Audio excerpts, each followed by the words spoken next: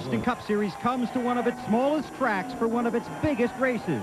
One of 34 events that dot the calendar from February to November. This is the one where the little guy stands tall. And in this case, the little guy is the track. This is not just another day. This is a big night. The most exciting race that there is anywhere. To me, it's the ultimate in stock car racing. One of the most exciting races of the season. I've never seen a boring race there. Well, it's close racing. Always side-by-side racing. Well, I think that racetrack's the one you love to hate. The speed, the thrill, the excitement. Great for the fans. If you don't have a good car, it's really a long night.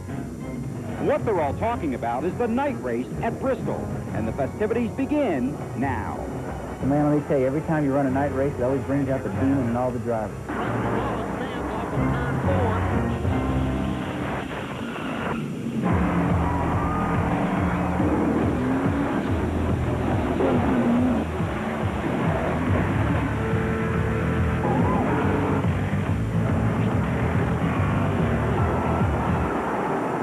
A glorious day is slowly melting into a perfect summer evening. The sun retiring to be replaced by a full moon, often cast as the villain when the guilty confess to the crime.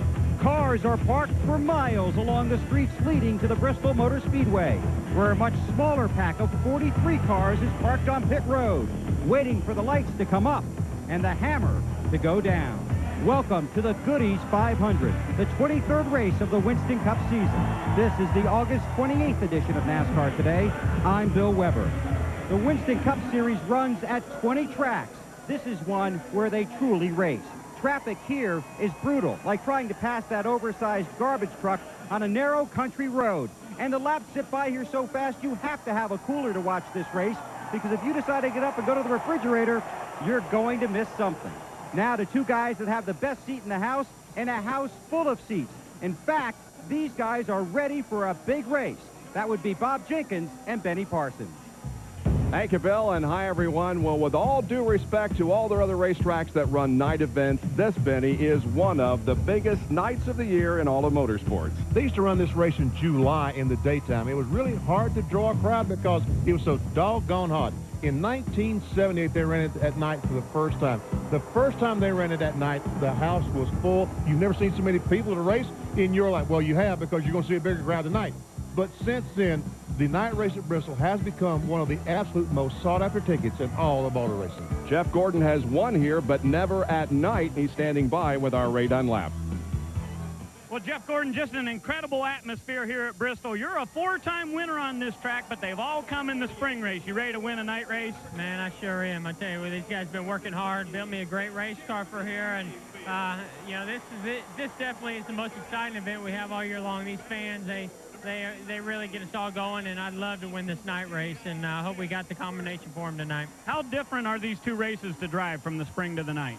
Well, you know, for us, our setup seems to work better in the day because I think it gets slicker, wears the tires a little bit more. The night race is a little bit faster, you know, and once, you know, you get started, it's usually about the same throughout the night. And we just have kind of gone back and forth, push, loose, so we hope we hit it right this time. Here are the top 15 qualifiers. Tony Stewart starts in the top 5 for the 7th time this season. Rusty won here in the spring. Kenny, no wins in 173 starts.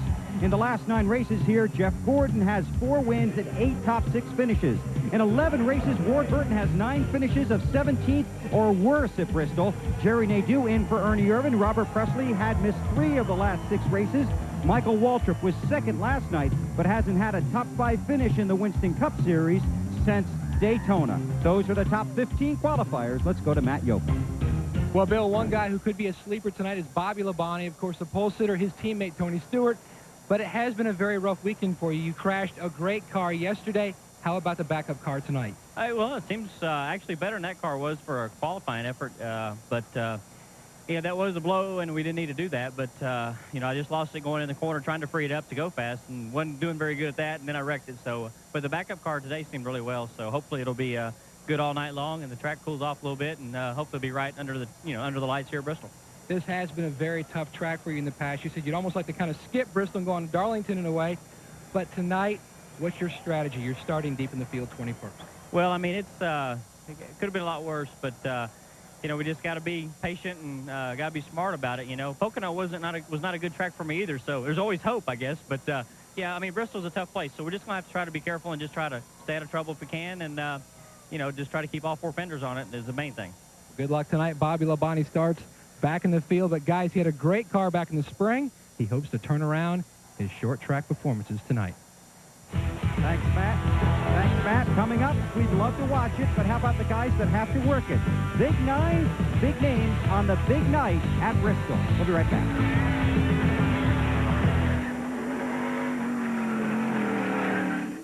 Mom, Dad, if I'm paying rent, I gotta have a better breakfast than this. Mark.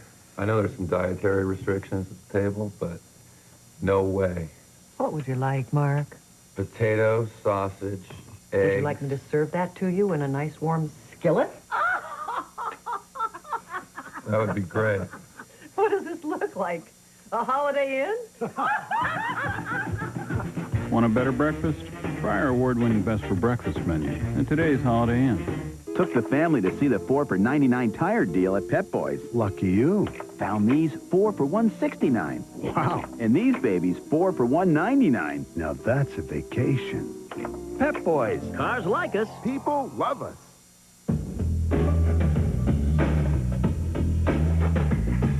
Want 50% more shine stuff? Get Ultra Shine Protectant from Armor All. Armor All protection and the ultimate shine. We're talking rugged, we're talking fun. You ride the best and the job gets done. Polaris ATVs are made in the USA. We're talking tough. Buy a new Polaris ATV now and get a Remington rifle or shotgun. Or choose $250 towards Polaris clothing and accessories. See your Polaris dealer for details. When NEC says we're at the center of innovation, it doesn't just mean we're building faster networks, which we are, or make plasma displays in more sizes, which we do, or that we're the world's second largest chip producer, which is true. Finding innovative solutions is why NEC is one of the 3 strongest in new patents worldwide, and why NEC is at the center of innovation. The first night race at Bristol was the Volunteer 500 in 1978. Tonight, 141,000 fans ring this track with their cameras in their hands and their hearts in their throats. Here are the NASCAR Winston Cup points after 22 races. Dale Jarrett with a 314-point lead over Mark Martin. Labonte Gordon and Tony Stewart back into that 5th spot. Jeff Burton slips to 6th. Dale Earnhardt is 7th. Rusty Wallace, Terry Labonte, and Mike Skinner round out the top 10. Here's Ray Dunlap. A very emotional win here 1 year ago for Mark Martin. Mark, you ran an awful lot of laps in happy hour. What'd you learn about this race car? Well, it's a good car. You know, this whole Valvoline team is just focusing right now, trying to focus on winning races, and we looked at a lot of different stuff, and we've got what we think is the best package that we could come up with, and then we'll just have to see what we can do with it tonight. Okay, good luck. Mark Martin has a great record here at Bristol, guys. 10 straight finishes of 8th or better at this track. Now the map. And Ray, he does have the best average finish of any driver on the short tracks in the 90, but the guy with the most wins, Rusty Wallace. You won back in the spring, but a different race car tonight. You narrowly missed the pole. Is this car better than the one in the spring? It's not better than the one in the spring, I don't think. I probably think it's as good, although we had to change some things on our different spring setup, different shock setup to make it handle what we needed. But I noticed a lot of people up and down pit road changing setups also. So I'm confident, and I feel good. My last run in a happy hour looked real good. I was happy the way it runs, so we'll see what happens. Well, good luck tonight. Rusty Wallace trying to pull off the 13th sweep in Bristol Motor Speedway history. And he starts on the outside pole, looking for his 50th career win. Thanks, Matt. 77 NASCAR Winston Cup races at Bristol. Only 9 times has the winner started outside the top 10. Bad news for this bunch. Chad Little comes in off the season-best 6th at Michigan. Bobby Labonte got the final front stretch pit stall. Everybody else is with Kernan on the backstretch. Earnhardt 8 wins here. Kyle has 1 top 10 in his last 10 starts at Bristol. 8 this past spring. Jeff Burton starts outside the top 25 for the 3rd straight week. Trickle and Bickle did not qualify for the race. Now it's time for our NASCAR Today question of the week. Everybody's got one, so here's ours. Who's got the best seat for the night race at Bristol? Is it me down here on pit road where you can feel it all? Is it up there in the stands where they can see it all? Or is it in these cars where the driver can see it all, hear it all, and feel it all? And I do mean feel it all. For these 43 drivers, racing at Bristol is a lot like going back to high school and asking out the prom queen. It seems like a great idea for a Saturday night, but it seldom works out the way you'd hope.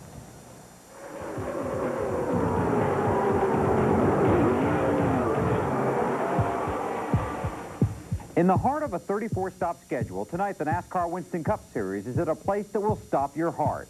The night race at Bristol, an endless whirling attack on a seamless half-mile of cement where the spirit of sportsmanship is often smothered by the spirit of competition. It's a fan favorite. They love to see the drivers go crazy. I think they strap them helmet straps on there too tight. The spark. There's plenty of them at Bristol. Yeah, even as tough as it is, as hot as it is there, as hard as you have to work, I still think that's what it's all about. Bristol's short straights and high banks are clearly overmatched by speed and technology, but size never matters once your opponent has seen your strength. This track is spandex tight and concrete tough. The only thing tougher is its heart. Well, man, let me tell you, every time you run a night race, it always brings out the demon in all the drivers, just about every single time. The wild driving always seems to happen. The extra hard driving seems to happen. A tough ticket to a tough race. It's a big night at a small track. A racing renegade in a new world of wide, smooth, and way too long. It's a throw-your-helmet throwback race. Perfect for a Saturday night. It's as busy for a driver as it could get, and because it's busy, it gets exciting. The fans love it, the media loves it, and only the drivers that win there love it. The rest of us hate it. I don't know if any of them like it anymore either, but it's a wild place. The Bristol Night Race, an intimate evening of terror packaged in the lights and the love of the sport. It's an emotional menu that ranges from rage to rejoicing. If I were a race fan and I had the opportunity to go see one race, the Bristol Night Race is where I would be. Well, tonight here at Bristol, the Home Depot Pontiac will roll off from the pole with Tony Stewart at the wheel. You had a good run here at Bristol in the spring. You qualified 4th but finished 15th. What did you learn from that race that's going to help you win tonight? Well, I mean, we just got to stay out of trouble. That's the one thing that hurt us here last time. But, you know, we got a good starting spot, and, you know, hopefully we'll stay out of trouble early in this thing. And you just got to survive here. I mean, as soon as the sun goes down, everybody's demons seem to come out for some reason. So we just got to survive the first 400 and then go racing the last 100. We'll have a lot of fun out there, guys. Remember, just his 2nd ever race here at Bristol, but Tony Stewart on the pole. Thanks a lot, Ray. He'll lead him to the green flag in just about 20 minutes or so. Coming up next to look at some memorable and some forgettable moments at the Bristol Motor Speedway when NASCAR Today continues. When the road gets dark and you can no longer see, just let my love throw a spark. Have a little faith in me. It's easy to feel lost in this world. Have a little faith in me. But through others, you can often find yourself. Evangelical Lutheran Church in America. I'd like fast loan approvals. I want something more. We listen to you. That's why we've become a complete financial services company. A single source for all your financial needs. At Keystone Financial, we're more than a bank. We're your financial partner. Give us a call or visit our website. Keystone Financial. Something more entirely. The Bristol University School of Football has been an intellectual haven for asking questions and seeking answers. A place which challenges and enlightens young minds in the academic pursuit of football. Led by Dean Berman, The faculty prepares students to meet the challenges of the 21st century and beyond. Here at Bristol University, we seek veritas, or the truth. The Bristol University School of Football. Everybody's got their favorite racetrack, and it's pretty easy for me to say that my favorite racetrack is Bristol, Tennessee, and I'll probably always be Bristol. The NASCAR Winston Cup Series has been coming to Bristol twice a year since 1961. That's 38 years. 12 times a driver has swept both races here. Rusty Wallace hopes to make it 13 this evening as he goes after career victory number 50. Benny Parsons will share the booth tonight with Bob Jenkins and Ned Jarrett. BP, what is the biggest story here? Tony Stewart, the rookie, Rusty, the veteran, or the fact that the points leader, Dale Jarrett, is deep in the field and on the backstretch? I think Dale Jarrett being on the backstretch is the biggest story because for 10 races in a row, Dale Jarrett has gained points on the car, the driver that was in second place. It's going to be very difficult for him to do that tonight, pitting on the backstretch and starting back in the middle of the field where he's starting, Bill. Benny, the guys that have won here have multiple wins at this track. So what is it that experience has taught them that can lead them back to victory lane? Patience, Bill. Patience. Every race car driver has to learn that in NASCAR Winston Cup racing because the races are so long. 400 laps, 500 laps, 500 miles. It's a race car driver's, it's in his makeup to try to pass that car in front of them. And at some racetracks, you can do that. You can say, I'm going to pass. But at Bristol, you must choose and pick those positions to make that pass. So if it's patience on the racetrack, is it caution on pit road? Well, you have to be careful on pit road because the boxes are kind of small. And if you get boxed in, you've got to be careful, back up and not run into the car in front of you. Also, you have to be careful leaving pit road because a lot of times the other teams will leave a tire laid on pit road and you can run into that thing and knock the front bumper back, and that also will hurt your brakes and also mess the aerodynamics on the front of that car, Bill. Boy, it should be wild. Benny, thanks for joining us. We'll see you at 7:30 with Bob and Ned. Hey, now, Bill. Coming up later tonight, the RPM Tonight staff is working the late shift. They'll have the post-race report at midnight Eastern Time. And don't forget Kernan and Company Monday through Friday on ESPN2. If you're not watching RPM Tonight during the week, you're starting the weekend a lap down. Our family vacation started at Pep Boys when we met Larry. Handsome guy. Oh, yeah. Told us we could save on every size tire in stock. These were 4 for $99. You really did see some sights. And the 70,000-mile tires were 4 for $169. Wow. So what was the highlight?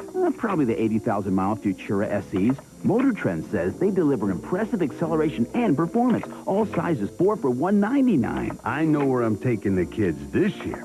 Pep Boys. Cars like us. People love us. Thank you.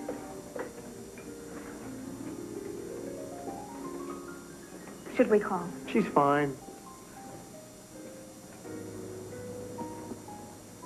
I want to call. Okay, let's call. Hello? Is she okay? Yeah. She's fine. And you fed her? I fed her. Did you read to her? Owner's manual? She likes that.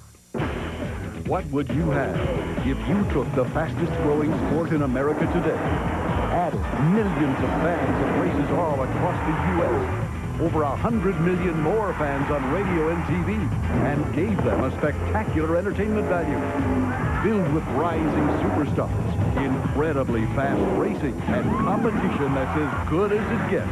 You'd have the NASCAR Busch Series. The NASCAR Busch Series. This is NASCAR. Stay tuned, because here's what's ahead on ESPN tonight. At 7:30, NASCAR Winston Cup. At 11, Sports Center. And at midnight, Baseball Tonight on ESPN tonight.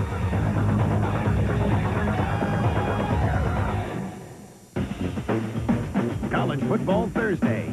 Last year, Oregon destroyed Michigan State. The Spartans now want payback on their home field. It's Thursday game night at 7:30, followed by Oregon, Michigan State at 8. Thursday on ESPN.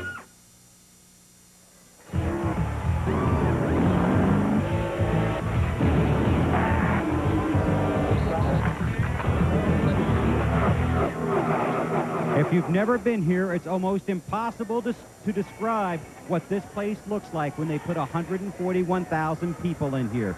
It is a multicolor blur of race fans, all well attired in the colors of their favorite driver. Darrell Waltrip has many fans here, a 12-time winner at this track. He starts 18th here tonight, a good qualifying effort for DW. He has many fond memories of this place, but not every driver can say that. Bring her in, bring her in, bring her in. Here we go. 4 tires, guys, 4 tires. Half around in the right rear. Go, go, go, go, go, go! Tell me your fondest memory of Bristol. Oh, gosh, I don't know. That's probably one of the most exciting times here at Bristol was we won the race there kind of sideways going across the line there. Somebody got to the back of us, but... Now, why do you say somebody? I mean, would you be more specific? Our buddy Dale. That was probably the most exciting race that I can remember here that I've run. Standing up there and getting the pictures and steam coming out of the radiator, and all of a sudden we're all standing in oil from the oil coolers. When Bodine spun me out down there in 3 and 4, I think that was probably the wildest finish because he got just into me into turn 3 and spun me out. Well, I wanted to wreck him, but then I wanted to win a race. I said, well, instead of doing that, I'll just try to win the race. That'll be better punishment than anything else. Well, it would have to be the night I won, but the day I won. But we came here the very first time in 61, Darrell. 61? And holy cow. Red and Bobby and I brought sedans up here, and we qualified first, second, and third. Wow. And that's part of the Alabama gang. You know, they said, here comes the Alabama gang. At that time, you couldn't see any of the racetrack. Now you can get a seat where you can see the whole thing. Well, folks, in my opinion, the most awesome view in racing is the aerial shot of this joint right here with 150,000 people stacked in here. Now, the next most impressive view would be DW taking the checkered flag for the 13th time here at Bristol Speedway. Most memorable moment, 7 in a row, folks. 7 wins in a row right here for DW. And that would be amazing to see Darrell back in victory lane. These fans would go wild tonight. Next week, the Winston Cup Series makes the trip to Darlington for the Southern 500. Coverage begins with NASCAR Today at 12:30 on ESPN2. Today's Sports Century Classic Moment is brought to you by Nike. The New York Cosmos beat the Seattle Sounders for the North American Soccer League title. It's Pele's last league appearance with the team. Americans love stars. Now they had Pele. And suddenly it became important to go to Cosmos games. And I was there. I mean, you would have 75, 77,000 people. Pele took a league that was in the small type in your sports page and suddenly put it on page 1. That was August 28, 1977. I'm going right by you. Hey, y'all, give me some help. You getting tired? You need some oxygen? All right, come on. Now what? Come on, give me that. Come on. Come on. Slow down, baby. Let me turn down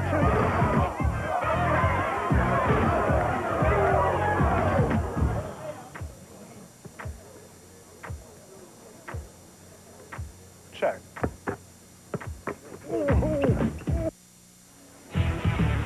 Welcome back to the Bristol Motor Speedway. Here are some of the headlines from a busy week of racing. As Matt Yoakum reported Friday on RPM Tonight, Jimmy Spencer has signed a letter of intent to stay at Travis Carter Racing. They're on the verge of making a sponsorship announcement. Ernie Irvin is continuing his recovery at home. A decision on if he will drive at Darlington should come Tuesday or Wednesday. If not, it's expected to be Jerry Nadeau.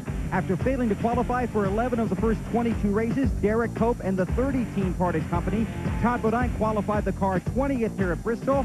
That's the team's best qualifying run of the year. Todd says he's in that car on a race-by-race basis. Matt Kenseth won the Busch race here Friday night. Mike Bliss won the Craftsman truck race this afternoon in Heartland Park. This race had 13 cautions last year. You don't want to be one of them. 13 cars finished on the lead lap. You do want to be one of them. So how do you stay out of trouble at Bristol? Bristol is a tight little track. Things happen awful quick. Sometimes you can get in trouble with people that you're not even trying to race, you're trying to avoid. And what we're going to do tonight is try to survive. If we do that, we'll have a good run. There's no way to hide at Bristol. You have to get in there and get aggressive. And when there's a hole, you got to jump in it. But you can't try to make the hole. The minute you start trying to make a hole, you got a problem. The key to it is getting your car to handle well. If you get your car to handle well, you can pass here. If it doesn't handle well, you can't. Got to have a good spotter. Spotter means a lot here. Other than that, you just try to keep your nose clean. If you're running up front, you're in good shape. I mean, the first 4 or 5 rows helps out a lot. It's when you're way in the back, when the track starts, everybody starts bunching up. That's when it gets hard. A good look down at the Bristol Motor Speedway. It's packed. In a few moments, the sun will set, the moon will come out, and this place will go bonkers. We'll be back. As technology grows and changes ever more rapidly, it's good to know there's one company whose leadership you can depend on in communications, computers, and semiconductors.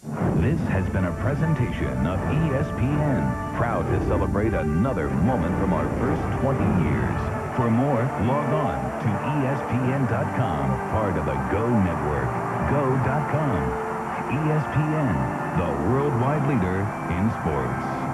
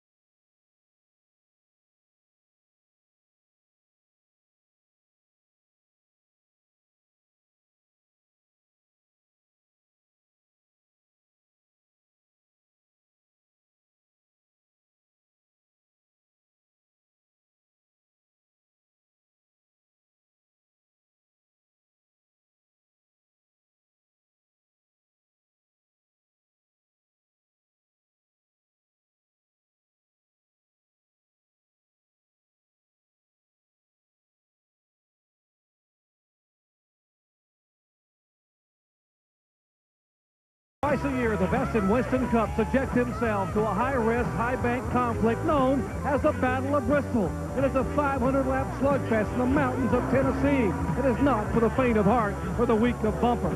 It is full contact car racing, confined to a 3-story high concrete cage and surrounded by a sea of screaming fans. It is a place where split-second decisions mean multi-car collisions, where one slip can alter your finish and your season. It is a place whose impact might be felt all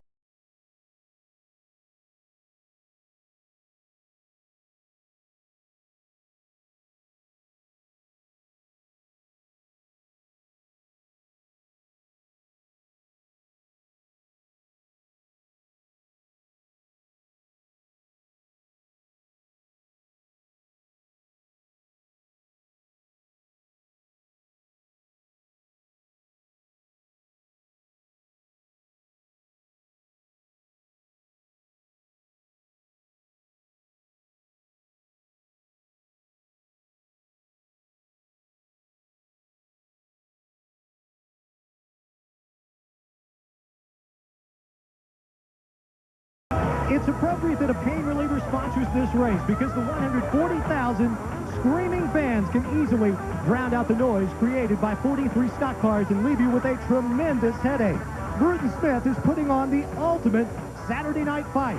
43 competitors locked in a steel cage bunkhouse stampede where only the strong and the lucky survive. In a 3-hour, 500-lap flirt with disaster, we ask the question, who will wind up on top of the pile and who will be at the bottom of the scrap heap? Stay right where you are to find out. Build a half-mile racetrack, put it in a valley in northeast Tennessee, surrounded with 141,000 seats and suites. Fill every one of them with a screaming race fan. Call in the NASCAR Winston Cup Series on a Saturday night, and you have the Goody's Headache Powder 500 from Thunder Valley, Bristol Motor Speedway. And as we head into this 23rd race of 1999, Dale Jarrett has increased his lead over Mark Martin in the point standings to 314, but 5 of the top 10 are separated by 36 points or less. Hi, everyone. I'm Bob Jenkins, along with Ned Jarrett and Benny Parsons. And if you're a race fan and this doesn't get you excited, absolutely nothing will. You never know what's going to happen here at Bristol. The thing we do know right now is where everybody is going to start, and Benny, Tony Stewart's on the pole. All year long, Tony Stewart is being tested. Could he draft on the big racetracks? Could he run the intermediate racetracks? What about the brakes? Would they last at Martinsville? The road courses, would they present a problem for Tony Stewart? He has passed every test so far with, I think, an A+. But tonight might be Tony Stewart's biggest test of all, because tonight, Ned, Tony Stewart thinks he can win. And he'll have to harness that enthusiasm that he has coming in here, because even though he might have the best race car, he has to be very careful.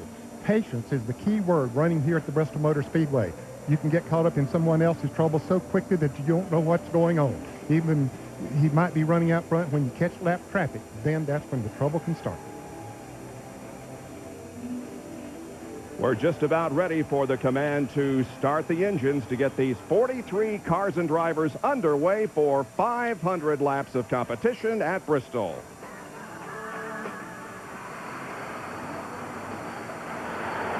And now, ladies and gentlemen, for the words we've all been waiting for, the Grand Marshal of tonight's race from Winn-Dixie, Mr. Dennis Johns.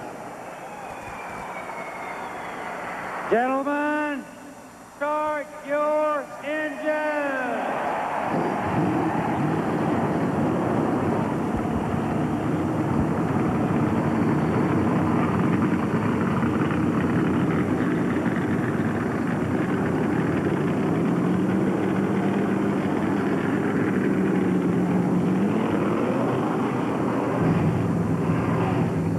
It was here in the spring that Indiana native Tony Stewart served notice that he was no ordinary rookie. After qualifying fourth, he reeled in pole sitter Rusty Wallace and took the lead on lap 198. Now, he would falter to finish 15th, but that night he set the stage for what would happen 1 week later, his first Winston Cup pole. And what could happen tonight, his first Winston Cup win. Without a doubt, this rookie team and this rookie driver have gained experience and confidence since that day in April 4 months ago. But will it be enough to be able to counter fellow front row starter and 7-time Bristol winner Rusty Wallace? No one in a long time has dominated the concrete high banks like Rusty did in the spring. But whether it's Rusty or the rookie or the 41 that will fall to the flag, whoever visits victory lane tonight at Bristol will have done it the old-fashioned way. They will have earned it. When it comes to short tracks, it seems that long shots have a slim chance of a big win. Half of the top 20 qualifiers in this race have never been to victory lane, and only 8 of the 43 starters have won here. Bristol is a buffet of potential trouble. Traffic, constant turns, a tiny pit road, and tiny pit stalls. The past is proof that experience is Bristol's greatest enemy, but its new foe could be the future. Kenny Wallace, Mike Skinner, Jerry Nadeau, Michael Waltrip, Chad Little, and Todd Bodine lead a long list of well-known names, hoping that the night race at Bristol could be their biggest night. Dale Jarrett has pointed at the Bristol Motor Speedway as one of the biggest threats to this year's championship run, because you can't control your own destiny here. The one thing he did have control over was qualifying, and he wound up a disappointing 25th. So he'll pit on the backstretch, where it's nearly impossible to win. You better believe the 88 team will consider it a moral victory if it can survive tonight and wind up in the top 10. We've been setting speed records in NASCAR Winston Cup recently. We didn't set one here this weekend, but it is the closest field in history, with the fastest to the slowest separated by less than a quarter of a second. ESPN, the worldwide leader in sports, and the National Association of Stock Car Auto Racing welcome you to Bristol and tell you that we have an exciting evening lined up for you. The Walmart Everstart grid, Tony Stewart on the pole, his second pole of 99. Rusty Wallace won the spring race here from the pole. Kenny Wallace, his best start of the 1999 season, 6th at Martinsville. Jeff Gordon has won the last 4 spring races. Ward Burton was 9th in the spring race here, and Mike Skinner was 7th in that event. Mark Martin is the defending race champion. Jerry Nadeau substitutes for Ernie Irvan. Terry Labonte won this race in 84 and 95. Sterling Marlin has 10 Bristol top 10s. Kenny Irwin finished 11th this spring. Robert Presley, his 2 best starts of 99 are here. 11th in the spring and 12th here tonight. We take a look at the rest of the starting grid. Let's talk about this racetrack specifically. We talk about how dangerous it is. Well, the banks are at 36 degrees, Ned. And they run very, very fast around here as a result of that. Qualifying a little over 15 seconds. They'll run a little over 16 seconds in the race itself here tonight. That's why it's so easy to get in trouble. And every car that qualified is within 1/4 of a second of the pole sitter, Tony Stewart. The entire field within 1/4 of a second. That's how tight the competition is. 3 of these drivers qualified at exactly the same time and speed, and the top 3 were separated by the blink of an eye. 9 1/1000ths of a second. All these back in this area have their work cut out, hitting on the backstretch from 20 second on back will be hitting on the backstretch. Here are the drivers that tech provisionals to get in, with Steve Brisson driving the number 9 car tonight. Joe Nemechek and Hut Strickland also in on provisional, and Dave Marcus will have the 43rd and final starting position for tonight's event. And 2 cars and drivers were unable to make the field and went home. Dick Trickle and Rich Bickle. A host of onboard cameras for you tonight. Wally Dallenbach, Budweiser back in 27th. Dale Jarrett starts in 25th. Bill Elliott, the McDonald's on board in 23rd spot. Bobby Labonte, the Circuit City onboard camera. He will start in 21st. And Todd Bodine, the Bryant Foods onboard camera. He starts in the 20th position. Sterling Marlin, the Coors Light on board in 10th. And we're coming down for the green flag to start. And the green is out. The Goody's Headache Powder 500 is underway, and Rusty Wallace is going to beat Tony Stewart to the first turn by a whole bunch. He did. He kept waiting for Tony to accelerate, and Tony was a little bit slow getting on it, and Rusty took off.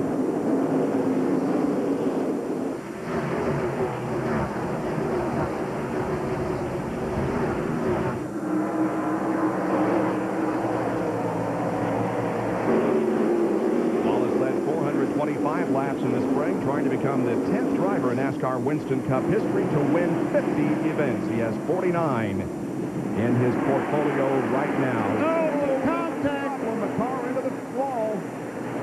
It's Robert Presley. He was one of 2 cars. Michael Waltrip with the other was caught up on the outside. No caution yet, because he continues on around at a slow pace. Caution is out now. So it didn't take long, just 2 laps, and we have an incident up in turn number 1 involving Robert Presley with considerable damage to the right side of the car. That's the 77 car is Robert Presley. That's Kenny Schrader that's trying to go by on the inside, and right there we see the contact, and wow, hard contact in the wall by Presley. And he's taking the Jasper Engines transmission board back behind the wall to do the repairs, so a caution is out here at Bristol Motor Speedway, with Rusty Wallace leading Tony Stewart after 4 laps. Well, I live out here on a little old farm, and we have a few cows. I got a pickup, 2 tractors, lawnmower, and a little old boat. Got Everstart batteries in every one of them, except my cow. One in that old pickup's been in there over 4 years. Starts right up every morning. Everstart. All the cold cranking power you'll ever need. Don't matter if it's 100 degrees or 0 outside. Starts every time. Everstart. The name says it all. My advice is to go to Walmart and get you an Everstart. Get on down the road. Flip-Log Day 19. Traveling the circuits of NASCAR. Darlington, Daytona, Talladega, Charlotte. The drivers, the cars, the action, bumper to bumper, mano-a-mano at speeds of over 200 miles an hour, with us covering every heart-pounding, adrenaline-pumping moment at the incredible speeds of over 35 miles an hour, fast as it goes. What? It's a good thing they keep going around in circles. Some things are obvious from the start. Like, things turn out better when you work together. That's why the UAW International Union and General Motors Corporation got together to create programs to improve skills and safety, to educate, to promote teamwork and build better quality cars and trucks. Assembly line to finish line. Teamwork wins. Here's what happens inside high horsepower engines. They get hot. Hot enough to turn firemen into ice cream truck drivers. You don't play with heat like this. You get Quaker State High Performance, a synthetic blend for high horsepower engines. It's been tested. Actually, it's been barbecued. For pure maximum protection, nothing's better. Quaker State, sensible technology. What more do you need to know? ESPN's live coverage of the Goody's Headache Powder 500 from Bristol Motor Speedway being brought to you by Everstart Battery. All the cold cranking power your truck, car, boat, or mower will ever need. Available at Walmart. By Daytona, USA, the official attraction of NASCAR. And by Bryant, the flavor of the South, proud sponsor of car number 30. Caution is out. We'll go down to Bill Weber. Well, Robert Presley is out of the car. The car is already behind the wall, badly damaged, especially the right front suspension, the rear end pushed over. What happened, Robert? I just went off in one there and thought we was clear, but we wasn't. Doesn't take long here at Bristol, does it? No, you know, at the start of the race, you just want to be real cautious and just get it going. I mean, I hate this Jasper engine was fast in practice, been fast since we unloaded, but okay, you ain't going to run top 10 sitting back here.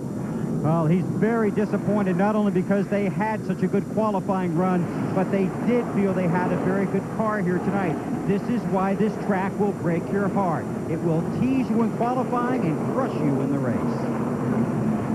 Just about to go green coming up after our coverage of this race. This is the time of year where there's baseball, golf, college football, racing, of course, and you will get all the report on SportsCenter coming up at the conclusion of coverage of the Goody's Heading Powder 500. And these overhead shots courtesy of the Pennzoil Copter Cam flying over in the nearly crystal clear skies here at Bristol. Just a few white puffy clouds are floating overhead this evening. A beautiful night for racing. Pace car is coming off the racetrack. As the crowd cheers the green flag, it drops once again with Rusty again. Going to get a pretty good jump on Tony Stewart.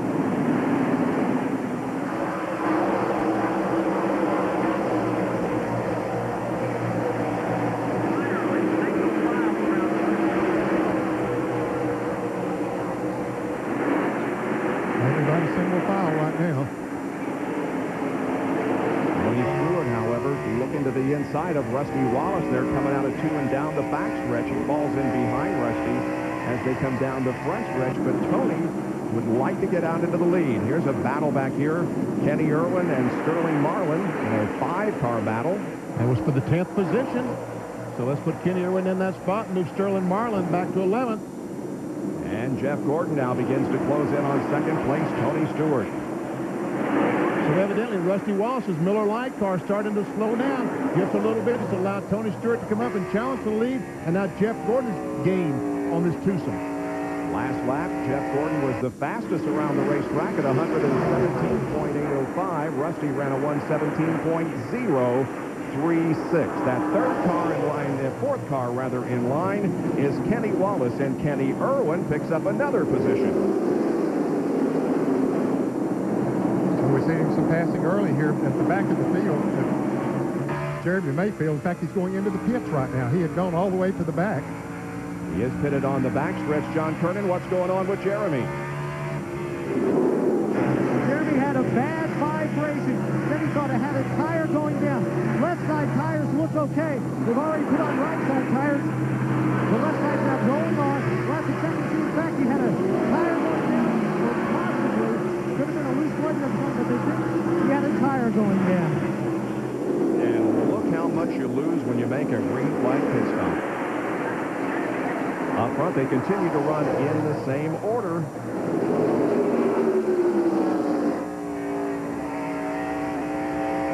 We talked about patience at the top of the show.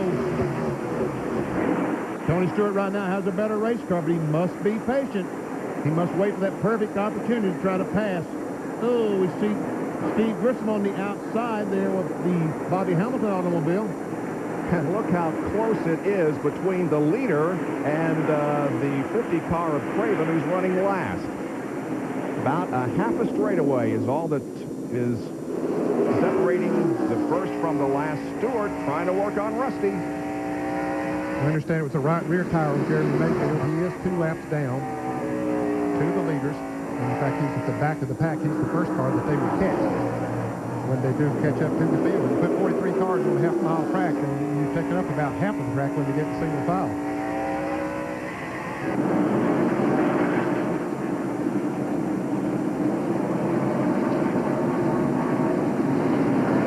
There's a 36 of Jerry Nadeau. For those of you who haven't been with us, the other programs that we've done here at Bristol, Ernie Irvin is still on the men. Jerry Nadeau is filling in the 36 car, but he's on the outside of the high groove, and that means a loss of position. He's lost one to Sterling Marlin. Now here comes Ken Schrader, and Jeffrey Bodine will also go by. Well, once you get up on that high side, this car's running bumper to bumper behind him as Stewart tries to make a move once again, but couldn't quite get it done. He is just all over Rusty, but passing is not easy at this point. And besides that, as Benny and Ned have said, patience. Well, he's going to worry Rusty Wallace to death. I'd pay Rusty just to say, okay, if you want to go that bad, go ahead. If you keep pulling out, that's kind of a signal to tell Rusty Wallace, look, Rusty, I'm faster than you are. And 31 just got a little loose. He's back in 7th position, got loosened up by the 28 car of Kenny Irwin. Irwin now in 7th. He moved up to 7th. He's moving right along. Started back in 11th. He's passed some good race cars. And here it is once again. Oh, little tap. Yep, just a little bit again. Got him out of shape. Ooh, very out of shape. Man, that was a great job by Mike Skinner to keep that Lowe's car under control. A great job. And now here's the battle for 9th position. Sterling Marlin tries to go to the inside of Mike Skinner and does.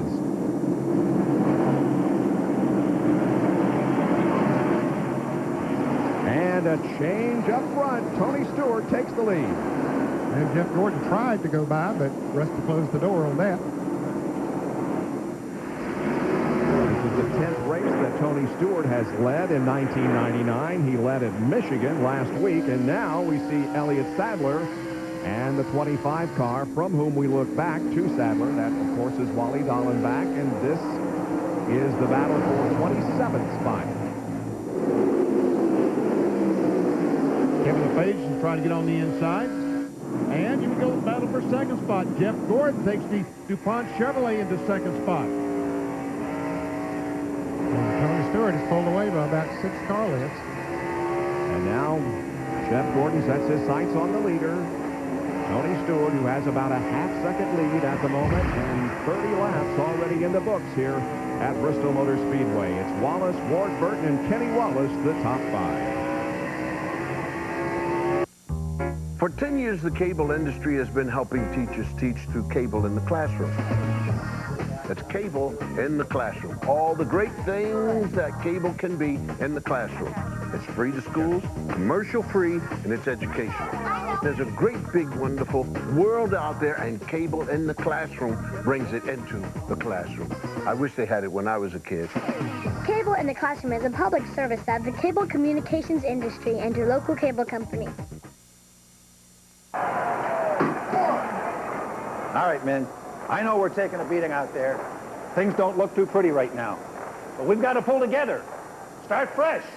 Got to go out there with some pride, some dignity, like Clark here. Look at him. Look at him. He came to play. How does he do that? I don't know. The NFL Team Shop on QVC. Get officially licensed jerseys, jackets, and other cool stuff from any team you want, live on Mondays before the game. Hey, Rep, I brought a clean ball. One of those TV rating boxes on my television, the #1 show in the country would be 11 p.m. Sports Center. I never miss it. In my opinion, it's the best thing going. Okay, maybe it won't hit #1, but it'll definitely give Dharma and Greg a run for their money. A very underrated defense. Daryl Gardner forces an incompletion, knocks Bledsoe to the ground. Face it, America. Situation comedy, it's a dead genre. This is a sport that brings families together. Most of the time, anyway. You're mine today, buddy. That rooster's crowing a little early this morning, isn't it? This is a sport where the hearts race every bit as fast as the cars. And this is a sport where some of its biggest fans are some of its smallest. This is NASCAR. Welcome back to the Goody's Headache Powder 500 NASCAR Winston Cup race from Bristol Motor Speedway. An incredible sight from the copter cam, the Pennzoil copter cam, seeing the 141,000 people who have gathered here on this beautiful Saturday evening for this race. Well, the leader is Tony Stewart, and he led 55 laps here in April, has now led the last 12. He is beginning to lap some of the slower cars. He's already by Hut Strickland, putting him a lap down in 41st position. But Mike Skinner has been having problems. He's going backwards. Jerry Punch has an update. Well, I just talked to Larry McReynolds a moment ago, and Larry just sort of took his shoulders and struck him up alongside of his head, so we're not really sure. All we know is the car is loose all the way in, through the middle, and through the exit of the corner. So obviously here in Bristol, if you're that loose, you can't use much throttle, and you're going to be dropping back in a hurry. And he is doing that, already back to 21st position. One concern that these drivers have is all the practice qualifying has been done in the daytime. And some of them would think that as they race into the night, as it cools off, these cars will get tighter. So Mike Skinner might have started the race a little bit looser than he'd want to, thinking that weather would take care of it. But unfortunately, he has to last. On board with Mike, and he does have his hands full. Well, he threw the saw that wheel, Bill Elliott. Dale Jarrett just went by him. And Jerry has more. Maybe you hit the nail on the head. Last night, a lot of these Winston Cup crew members sat and listened to the Busch Grand National drivers comment on as the sun went down and it got cooler here, the track got tighter and tighter. In particular, they heard Matt Kenseth's comment about how tight his car got. And with that anticipation, a lot of guys late in happy hour made changes to be able to loosen their cars up, and they may be paying the price here in the early laps. He loses a position to John Andretti and now loses another to Elliott Sadler. Meanwhile, Tony Stewart continues to thread his way through traffic, but Jeff Gordon has not let him get out of his sights. And that traffic is heavy. Joe Nemechek there running in the 38th position, trying to hold on to the lead lap. Tony has already lapped Dave Marcus and Ricky Craven in addition to Hut Strickland. They don't have nothing but traffic in front of them. This is where it really gets tough, and this is where you really have to show patience.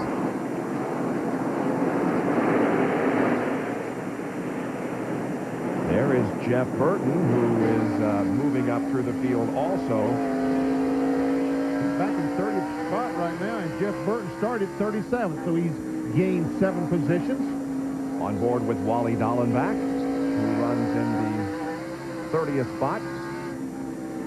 That's right. Jeff Burton is 29th now. Yep. And there's Mike Skinner right in front of him. And Rusty Wallace, as they try to get by Nemechek, he's closed up on the back bumper of Jeff Gordon. So Nemechek is just not giving Tony Stewart any. Oh, yeah. Now, finally, Tony Stewart gets on the inside, and Nemechek will now go a lap down in that Bell South Chevy. And Jerry Punch has more on Rusty Wallace, who's in 3rd. Guys, today in happy hour, I talked to Robin Pemberton. He said the big problem they had was after about 30 laps or so, the car would get tight in the middle of the corner and get loose coming off. Well, at lap 20, the car began to get loose coming off, and now they have both the problems, tight in the middle and loose off. So Rusty has trouble getting back in the throttle like he would like. He tries to go by Nemechek now. He can't bury his foot in that throttle coming up off the corner like he would like to. Well, he is able to get by Nemechek, but all of this lapping traffic has allowed Mark Martin to close right up on Rusty Wallace. And then we see Jerry Ney doing the M&M's car going a lap down after a great qualifying run. They missed the setup early on. He's on the high side of the track as several pass by underneath him. That's Steve Grissom in the 9 car that Tony Stewart just went by. Grissom got a little bit loose coming off turn 2. Side by side, Kevin LePage puts Mike Skinner down another position, and Skinner has slid clear back to 31st, and here is Kyle Petty trying to take another spot away. And the leader is not far behind them. You can see him coming into the picture there, so they're fighting to stay on the lead lap. There's Tony Stewart coming up on that traffic just a couple of seconds behind. A lot of crew chiefs, a lot of drivers right now, like Mike Skinner, saying, come on, caution flag. Where's the piece of debris? Somebody throw something. Well, I'm kidding. But they really want a caution flag to get in, make some adjustments, and still be on the lead lap. Johnny Benson just ahead of the leader, Tony Stewart now, running back in 35th spot.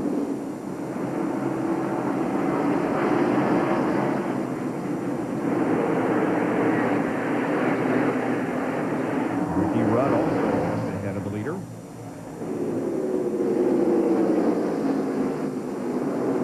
Johnny Benson in the 26 car, trying to stay on the lead lap. He is in 35th position.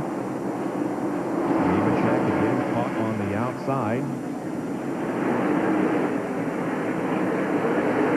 There's Dale Earnhardt, who's back in 13th position, so And he's moved up. Yes, he has. He started in 26th position, so he has picked off half of the cars that started in front of him. Well, Robert Presley crashed, but other than that, he's passed 12 race cars, about to pass another one. That's Kenny Walsh, who qualified inside the second row in third spot. So Dale Earnhardt and Kenny Schrader trying to make their way to the front. Here's a Napa field summary with the manufacturer's battle. And Wallace gets shoved out of the groove. And Kenny Schrader goes by him.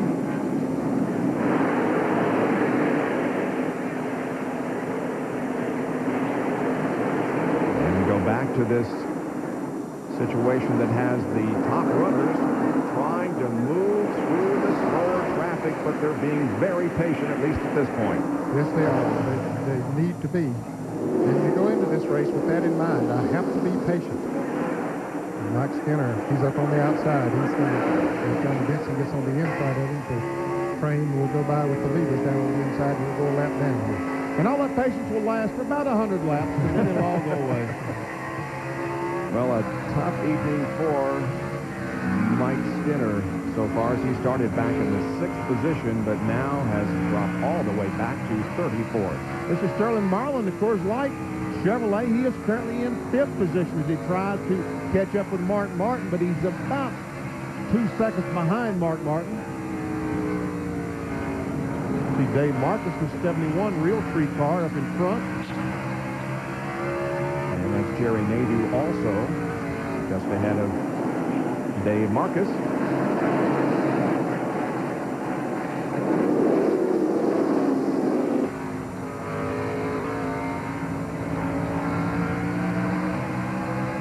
Careless, Dave Marcus gives him the signal, go on the inside. I'm going up high and give you the room. How about people that are moving up? Bobby Labonte has moved up to 7th position from his 21st starting position. So Bobby Labonte's on the run. There he is.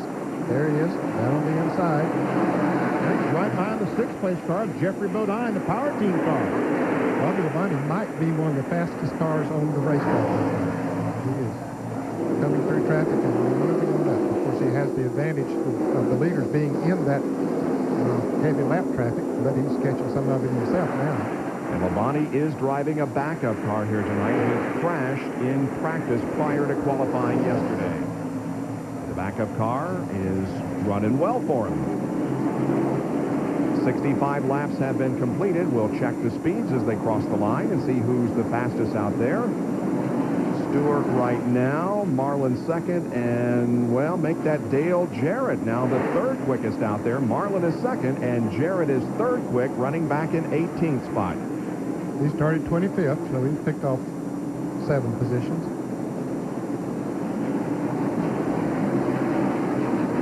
Saw that lap that Jeff Gordon was a little bit quicker than Tony Stewart. And 111.8 compared to Stewart's 111.5. There is Jarrett. Catching up to Brett Bodine. Brett is running in 17th position. Good to see Brett running up there in the top 20. Well, a lot of traffic right up there in front of them was to see Kenny Irwin trying to get on the inside of Chad Little. Dale Jarrett goes on the inside of Brett Bodine, takes over 17th.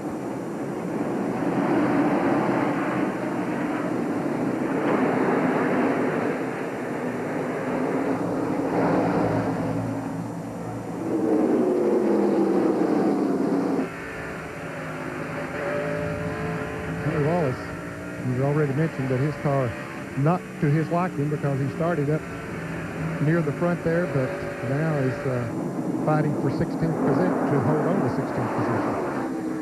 And the leader, Tony Stewart, closing in now on Wally Dallenbach. And look at the closing rate.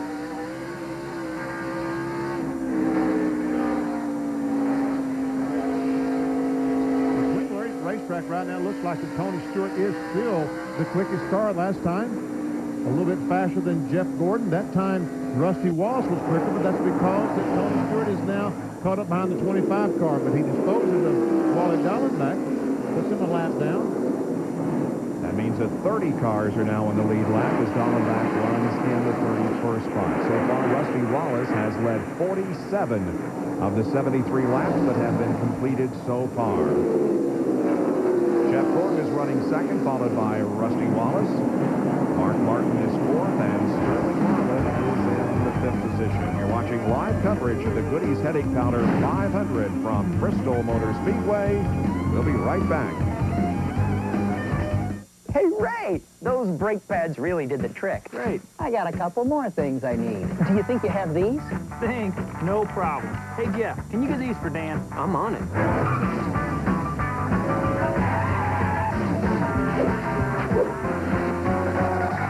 Hey, Dan, here you go. Anything else? No, I think this'll do it. All right, great. Thanks, guys. Not as fast as Charlotte. Yeah, I know. It's a little slow in that turn at aisle 3. Advance Auto Parts. The best part is our people. Good morning, Mr. Clark. Morning, Tommy. Good morning, Mr. Clark. Morning, Tommy. Good morning, Mr. Clark. Morning, Tommy. Amazing. That car never ages. To help keep your car young, protect your engine with Havoline Formula 3 motor oil. Add more life to your car. It's a dead heat coming out of the turn. Martin spots an opening and roars through it. Mark Martin takes it wide, very wide. He's leaving the track. Hardee's new All-Star Bacon Cheeseburger. A big, juicy bacon cheeseburger loaded with everything. A favorite of Mark Martin of the Hardee's All-Star Racing Team. Martin is through the gate and back on the track. The All-Star Bacon Cheeseburger. Only at Hardee's. Here at Kawasaki, we want to take a moment to recognize the risk takers. Those who live on the edge. Those brave souls who buy another brand of ATV. Unit 1. We got him. Now that takes guts. Don't settle for anything less than the comfort, reliability, and engineering of a Kawasaki ATV. As low as $79 a month with 0 down, or receive a $250 accessories gift certificate. For some, it's a great night of racing. For some, it's a nightmare. And it has turned sour for the points leader, Dale Jarrett. He's been involved in a crash that involved several cars. It began Got a big hole in the right door. And we're hearing Bob Jeffries, the spotter for Dale Jarrett, describe the damage. You are in the lead lap. Here's a replay of what happened. Coming off turn 2, we see DJ there, just comes off the corner. He was trying to get underneath the 5-car and nail the gas and got it out of control. We start that hospital wobble and back and forth, and now he goes back across the racetrack. I was hoping he wouldn't do that, but here comes Elliott, bam, right in the side of that. We see Jeremy, Bobby Hamilton, Elliott Sadler, and John Andretti, and also the 58 car. On board with DJ.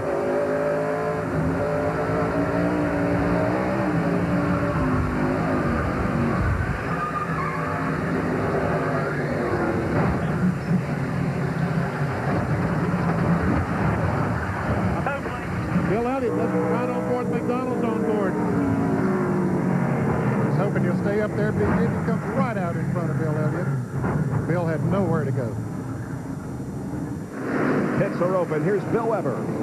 Bobby Labonte on pit lane. He has been faster than the leader. He was loose off a few laps ago. They talked about wedge or air pressure adjustments.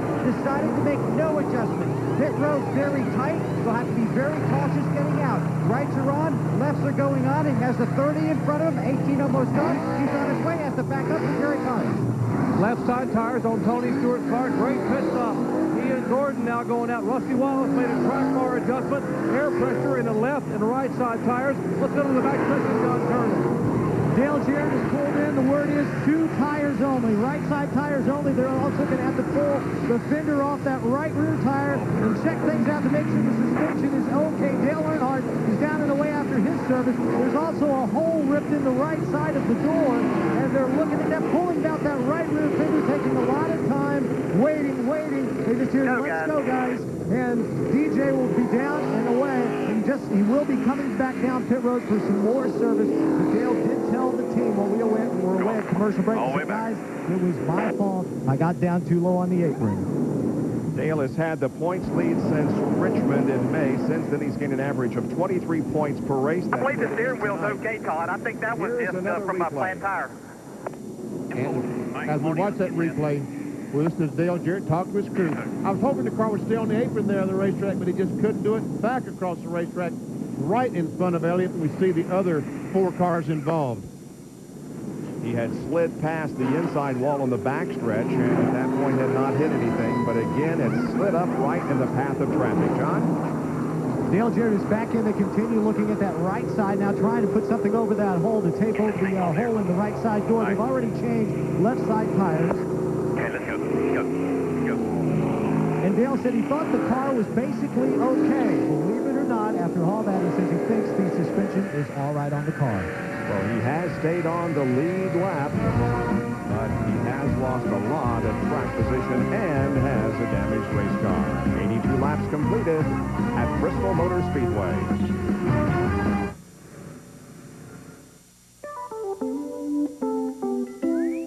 Some things are obvious from the start. Like, things turn out better when you work together. That's why the UAW International Union and General Motors Corporation got together to create programs to improve skills and safety, to educate, to promote teamwork and build better quality cars and trucks. Assembly line to finish line. Teamwork wins.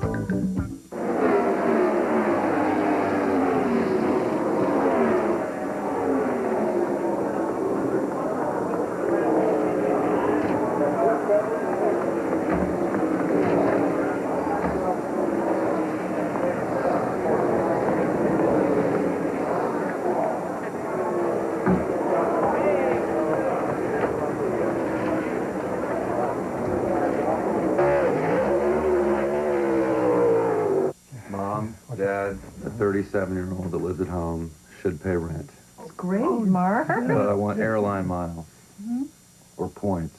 I don't understand. My rent would earn me airline miles, and with points I could upgrade to, like, grandma's rooms. Like a rewards program. Whatever. Yeah, what does this look like, a Holiday Inn?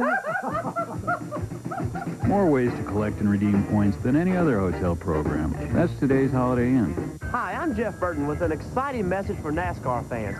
Buy any Exide NASCAR Select product and get a Motorola pager free. It's a great way to enter the Exide NASCAR Select 99 sweepstakes. Every month you'll be paged with another chance to win cool prizes. You could even win $50,000 and be an honorary member of the Exide Racing Team pit crew for the first race of the next century. Look for details wherever Exide NASCAR Select is sold. Holy cow, man, I gotta find the phone. We're back to racing here at Bristol Motor Speedway. That is Jerry Nadeau in the 36 car. He has gotten his lap back on the restart at the moment. He's running in 28th position. The leader remains Tony Stewart. There's Jeff Gordon running in second. Rusty is third. Mark Martin fourth. And Sterling Marlin is fifth. The 99 car, Jeff Burton, is a lap down. You're going into the corner. 30th position. We hear Dale Jarrett talking to his crew. He is complaining about something wrong with the car, so it wasn't just sheet metal damage. He does have a chassis problem. Told him hit the trailing arm on the rear when Elliott hit the wheel there, which he had no choice. Down to John Kernan. What they're saying now, they're asking What are you feeling now, what Dale? he's feeling right now. Getting back car sideways going into the corner. But they saw some sparks from the car in the corner earlier, right after they went back to green, and they thought it might have been, they said maybe the jack stop might have been dragging. Well, he is all over the racetrack. It's hard to keep that car going straight.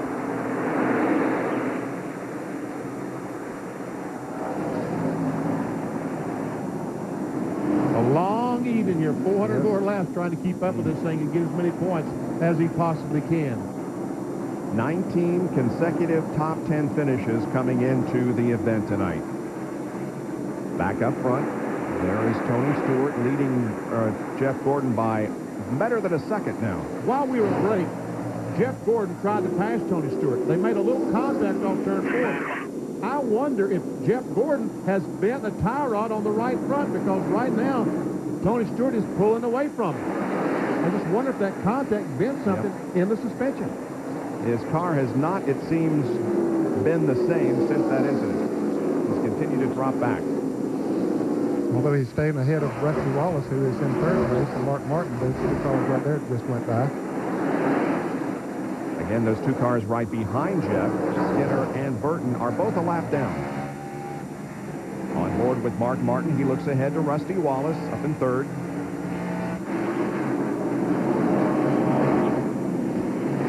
And Benny, here is what we were talking about. This little contact between Tony and Jeff. Right there. And see that right front makes contact. I just wonder if he might have bent something on the 24 car. Doesn't take much. Well, he's dropped back almost 1.5 seconds now after that attempted pass. Well, Jarrett about to go a lap down. Whoops, and he gets hit by the 36 car. There is Jarrett. Jerry Nadeau hit him coming off the turn. Yeah, I'm okay. Hey, Rearenhausen, guys. Go behind the wall, Dale. Yeah. Go behind the wall. The rear end housing bent, they'll have to put one under it. Hey, bring it down here and come around the wall. This is something that they don't have to put together. I saw them putting it together this afternoon. It's the entire rear end assembly, including the trailing arms. The crew's bringing it out right now. This is just one of the things when you're... Okay, guys. Rearenhausen crew, go on channel 2. Go to channel 2. Rearenhausen crew.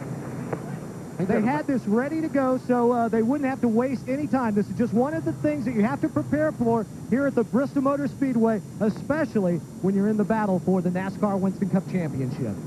And they know who the rear end housing crew is going to be. That's the amazing thing. Yeah. I'd put about 50 people on it, but they know exactly. Now they're trying to get the car positioned as close as they can to the toolbox. Bill Elliott is down there. He's behind the wall close to where Dale is. Here comes DJ finally getting down to where the...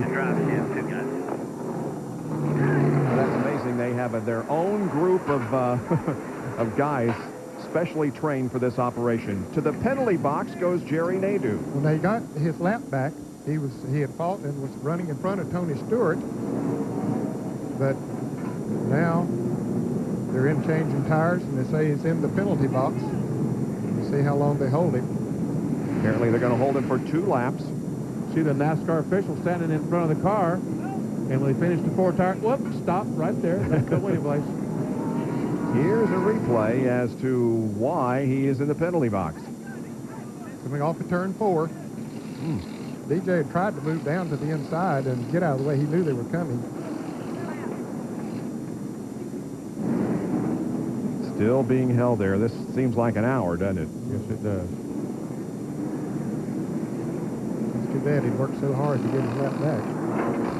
And the work is underway in the Jarrett garage area, so to speak. And from his onboard camera, we'll get a replay of this most recent incident. Watch Jerry Nadeau come up from behind.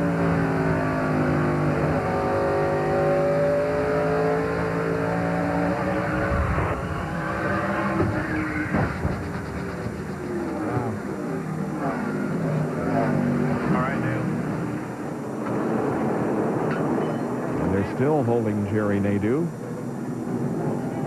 And now the NASCAR official says, looks like he's ready to wave him out as soon as the field goes by, and there are still a few more cars to come down the front straightaway. John Kernan? Dale Jarrett's crew going to work on his car, and Dale, this was one of the things you were worried about here at Bristol. Yeah, they happened, but I created all of it. The car just got away from me coming off of 2. I was trying to make a pass, and I got down on the apron and got it sideways and created a problem for some other people and myself, and then it bent the rear end, and it was just in the way there. So it's my fault. Dale Jarrett behind the wall. The last 9 races at Bristol, Dale Jarrett's finishes were all in the top 6, including 7 top 5s. Back with more in a moment. Biglerville Tire and Auto can do a whole lot more than sell you a great set of tires for your car. And if you don't bring it to a shop with certified mechanics and over 60 years combined experience like us, well, it could change everything. Because we're an authorized Napa Car Care Center and an American Car Care Center with coast-to-coast warranty protection. So when you bring your car, truck, or van to us, it changes everything. Not to mention the tires you'll drive away on. Hey, nice tires. Biglerville Tire and Auto, just like the name said. Instant coffee, instant pudding, instant replay, instantly recognizable name brand merchandise, shoes and athletic footwear from Nike, Adidas, New Balance, Birkenstock, and more, accessories, outerwear, and NASCAR merchandise, and lower prices across the board. Now in our 20th year with the same great selection and service. Visit our permanent location on Carlisle Street in Hanover. Instant replay. Just add water. Already more than 20% of this race is over. The green has been out for one lap. Tony Stewart is still the leader, and a couple of black cars once again position themselves between Tony and second place Jeff Gordon. Sterling Marlin tried to go on the inside of Rusty Wallace, and he's already gotten by Mark Martin. Has moved into fourth. This is a battle for third spot, so puts Sterling in third position. And here comes Mark Martin down on the inside of Wallace. He'll take over the fourth position. Jeff Gordon has been the man on the move as far as the points are concerned in the last few races. Dale Jarrett has had his problems tonight. Here's more from Dr. Jerry Punch on Gordon. Well, Bob, we saw earlier that contact, that slight contact with the 24 and the 20 car. Now, Ray Evernham said they really can't tell by looking at the car if the right front tire is towed in or towed out. They do know the right front fender is pushed in a little bit. But what Jeff is complaining of is the car is so tight, he cannot get it to turn at all. He says, I am just wearing out this right front tire, and I'm having to run so hard to try to keep the left cars behind me. It's even worse. And Ray said, just ride it out so we can get a caution flag, get in and get it fixed, and take a look at that right front. But a very, very tight car number 24. Well, they just had a caution flag, and you wonder why didn't he come in? Because, folks, he cannot afford to give up that much track position. You can't go back to 26 and ask Jeff Gordon to wade his way back through that traffic. It's just too difficult.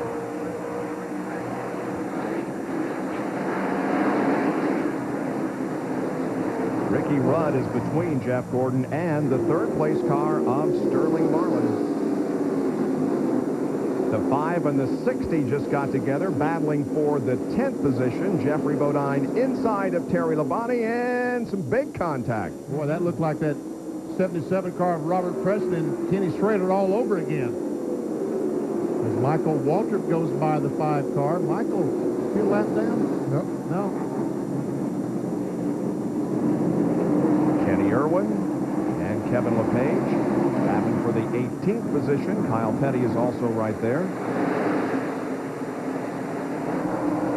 Here's a Napa Field summary. The points as of now. Jarrett, of course, with a comfortable lead in the point standings, if there is such a thing with this many races to go. 314 points separating Jarrett and Mark Martin. And Kyle Petty sneaks to the inside of Kevin LePage. Everybody in the top 10 maintains their position at this point. The big gainer early in the race is Sterling Marlin, who's up 4 positions. That 30 car, if again you have not been with us in our previous telecast from Bristol or haven't been on RPM tonight, Derek Cope has been released from the ride, and on board tonight is Todd Bodine. So we have 3 Bodines in the field tonight for the first time since the last race of 1998. Oh, contact. And Bodine way down on the apron, but he saved it. Kenny Irwin's guy I thought was going to lose control because it looked like he was going in the first corner like he was on dirt, but he did a good job, saved it. Now, Todd Bodine takes that spot away. That will be the 19th position for Todd Bodine. Well, there's some heavy racing going on in this pack. Aaron Baker in car number 12 is 3 laps down. But since he had that unscheduled stop, he's run pretty well, hasn't he? 25 cars just behind this group. That's Ricky Craven just up ahead of Wally Dallenbach.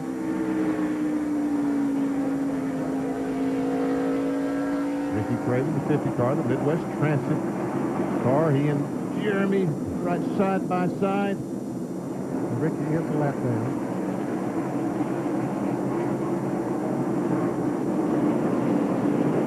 Darrell Waltrip to the extreme right of your screen. He is running in 23rd position. Waltrip with more victories here than any other driver. He has visited victory lane 12 times here at Bristol. There's a leader, and he's all by himself out there.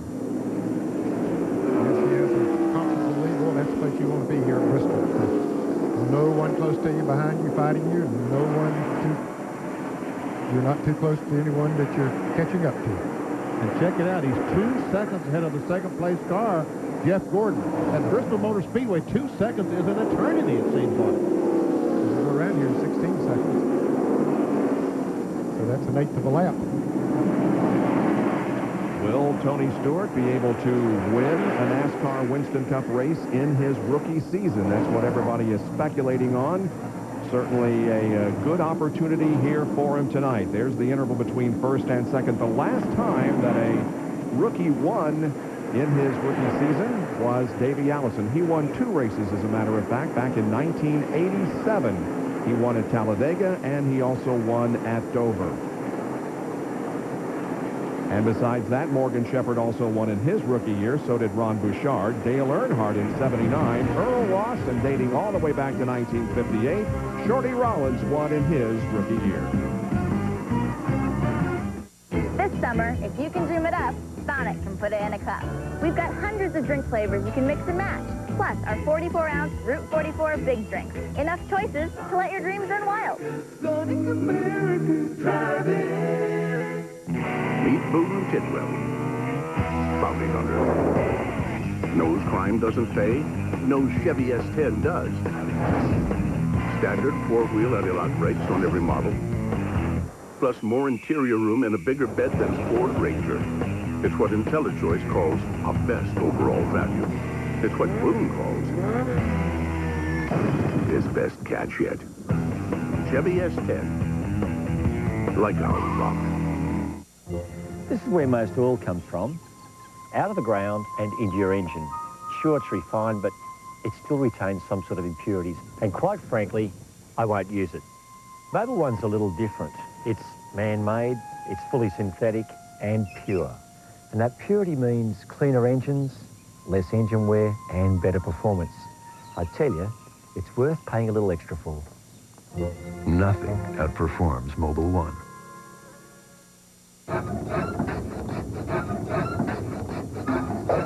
Need new struts? Come to Midas. Get a genuine Midas Gold strut with R2 technology for only $59.95 with a lifetime guarantee. Go safely.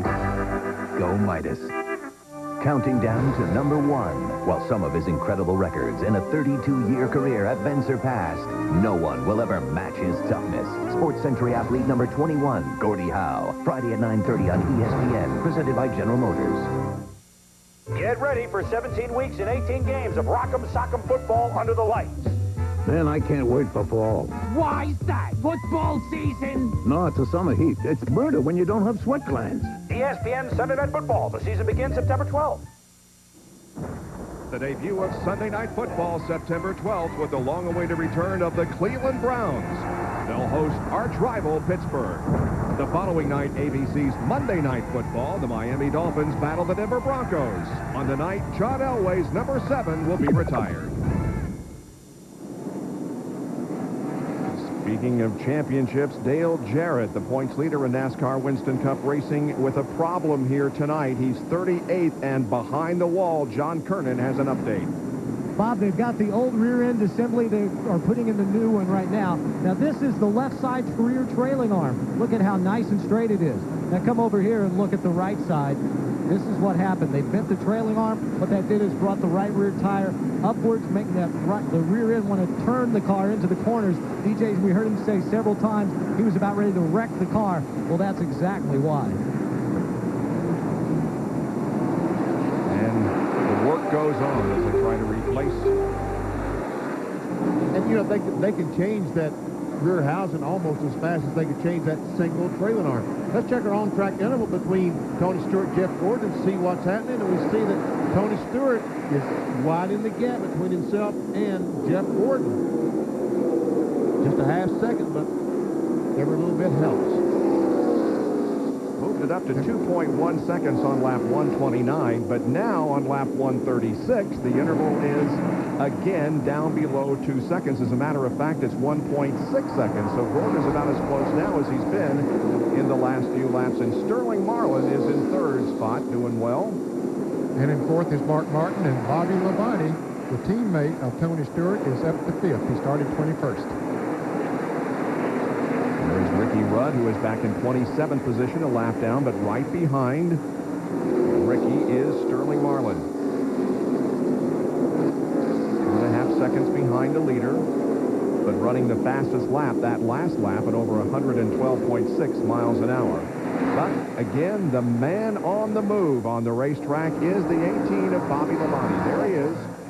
Passed Rusty Wallace a few laps ago for the 5th position. He is running about 5.5 seconds behind his teammate, Tony Stewart. You can see the progress that he's made. He's made a lot of progress. More on that, Bill Weber. Well, Nettie's had a fantastic night. Early in this race, Bobby Labonte said his race car was loose off the turns. But they talked about making changes during this pit stop. We told him they decided not to make the changes. Well, the car went back out, and suddenly it had tightened up a little bit. Now, Bobby seems to be happy with the car and happy with the progress they've made to this point. Bobby Labonte, it's interesting, has led every race this year except the 2 road course races and the first race here at Bristol. Back up front, Tony Stewart now is in heavy traffic once again as he tries to hang on to the lead and move through the slower cars. That's Ted Musgrave just ahead of the 75 car, running in 24th position. You see the points now. They've been shaved from a 314-point advantage to 203, Jarrett over Martin. Ted Musgrave going a lap down. He's in 24th position. And right now, Rusty Wallace is really struggling in that middle right light forward because Dale Earnhardt just goes by him and takes over that the 6th position. Let's go on board with Rusty Wallace for a taste of the race and check out his telemetry and see what kind of speed and RPM he's turning as he accelerates down the straightaway. Just 8,400 RPMs. You would expect if this car was up to speed, it would be somewhere around 8,800 to 9,000 RPMs. And just shy of 130 miles an hour at the end of the straightaway before the brakes come on.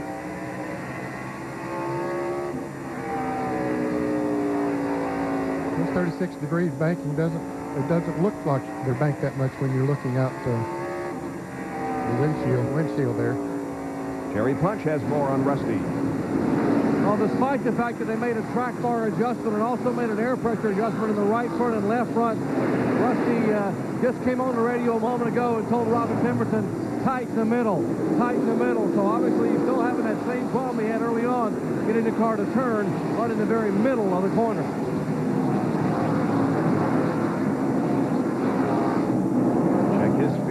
Compares to everybody else. Gordon the fastest that lap with Steve Parkwell. Look at Michael Waltrip. Wow. I think that 123 is a little bit of a stretch there. And the 9 car of Steve Grissom is in the wall.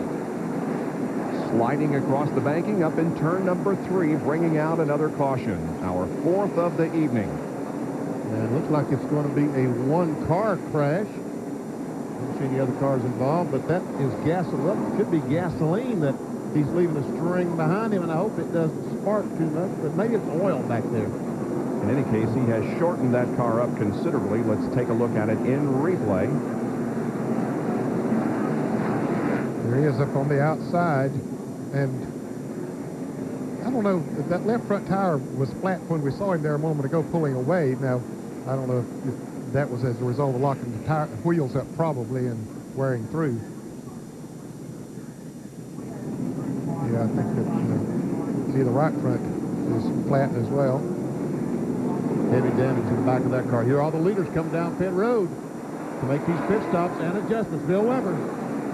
Bobby Labonte is tight in the middle of the turns, neutral in, neutral off. They're going to take a pound out of each of the right side tires, no other adjustments, then they're going to send it back out.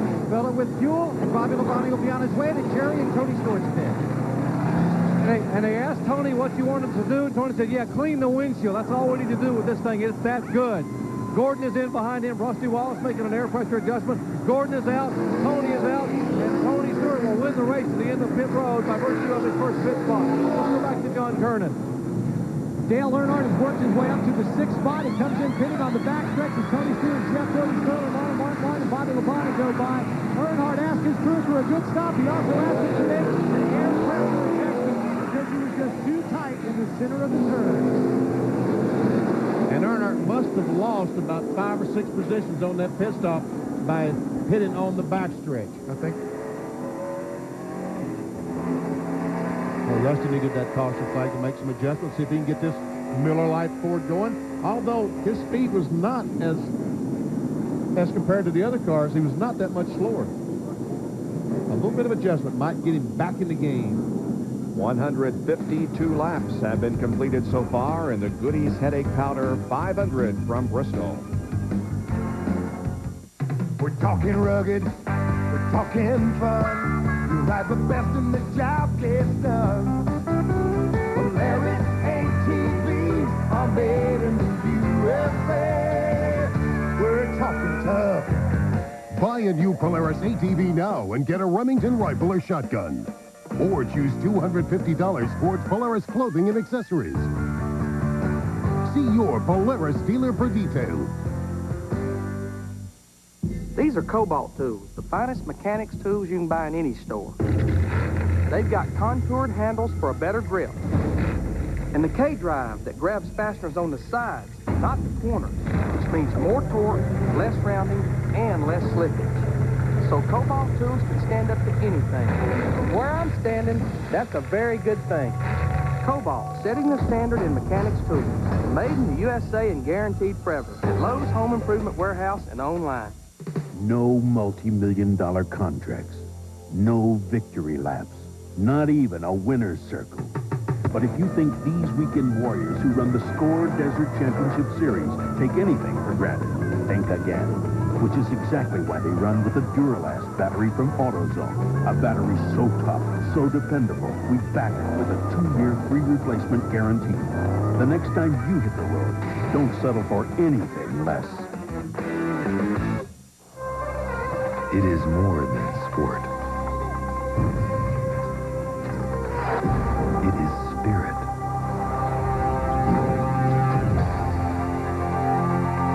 Ritual.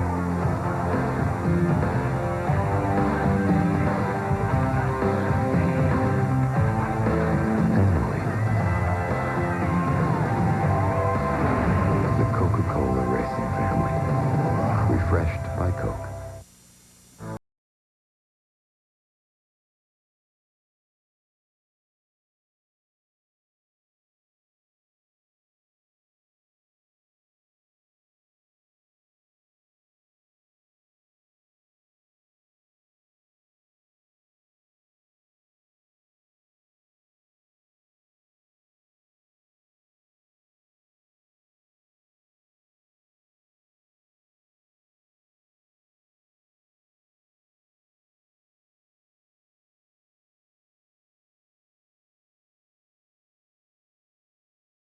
NASCAR Winston Cup. We are still under caution. Dale Jarrett is still behind the wall as they continue to work on the Quality Care Ford. So we'll take another break and be back amongst the 141,000 fans gathered for this event. Sleek, sophisticated, stylish, and yet with an exhilarating V6. Chevy Monte Carlo lets you express that hidden part of your personality, which is dying to get out. Mr. Freeman, how are you? Tommy? Monte Carlo. The side you show the world is up to you. Get low APR financing or $2,500 cash back on a new 99 Monte Carlo. You can't hurry love. So now there's new Smooth Mint Scope. It keeps your breath feeling clean and fresh longer, and it kills bad breath germs. Introducing new Smooth Mint Scope. Feel the tingle longer. There's a moment as I bite into a Wendy's classic double with cheese when everything around me seems to come to a stop. My senses focus on that hot and juicy beef and cool, crisp toppings. For that frozen moment, all seems right in the world. Of course, nothing lasts forever. Then again, I can always come back tomorrow. Wow, this is nutty. Hamburger bliss. It comes with every Wendy's classic hamburger. My cousin knew this guy who drove a cement truck. This dude was as jealous as they come, right? So he decides to go home and check on his wife. But when he drives up, he sees his classic car in the driveway and some guy in his kitchen. So he backs up his truck, full load of wet mix right down the chute. But the real surprise was... Honey, this is the car dealer. He just dropped off your birthday present. Surprise. Get your kids Dang it, Dan! on Route 66. Now at Kmart. Be ready for love night and day with new Smooth Mint Scope. It keeps your breath feeling clean and fresh longer, and it kills bad breath germs. Introducing new Smooth Mint Scope. Feel the tingle longer. The fans here at Bristol Motor Speedway never cease to amaze us or disappoint us. They are the most enthusiastic fans that we encounter all year on the NASCAR Winston Cup circuit. They are here in droves tonight, 141,000 strong, watching the Goody's Headache Powder 500. If you approach Bristol Motor Speedway at night when it's lit up and you don't know what it is, it looks like a giant spaceship sitting in the hills. They got lights all the way around the top of it. It is something to see.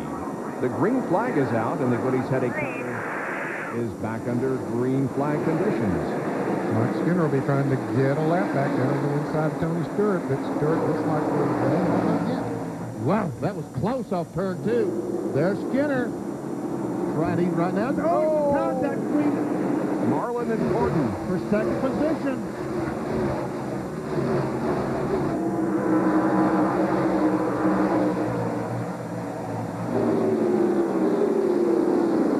Look at the left rear tire on Jeff Gordon's car. That Goodyear's completely worn off.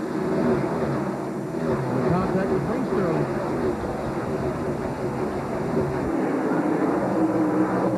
Down to Jerry Punch. Jeff Gordon just shouted left rear, left rear, left rear, and Ray Evernham told the crew to get tires up on the wall and get ready.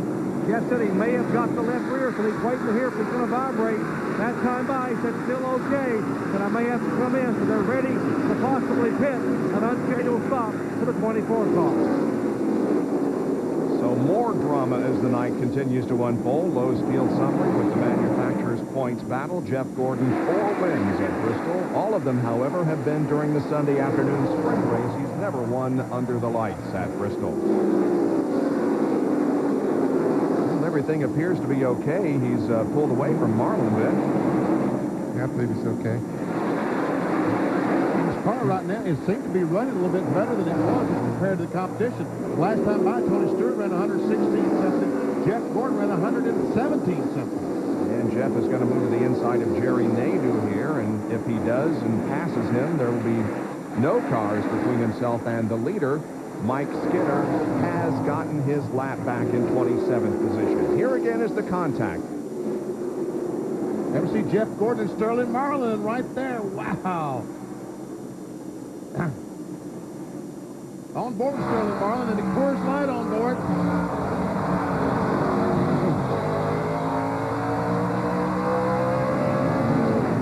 During the previous caution flag, Ray Evernham pulled that right front bumper back out a little bit, and fender and skirt on Jeff Gordon's car, said it should be a whole lot better.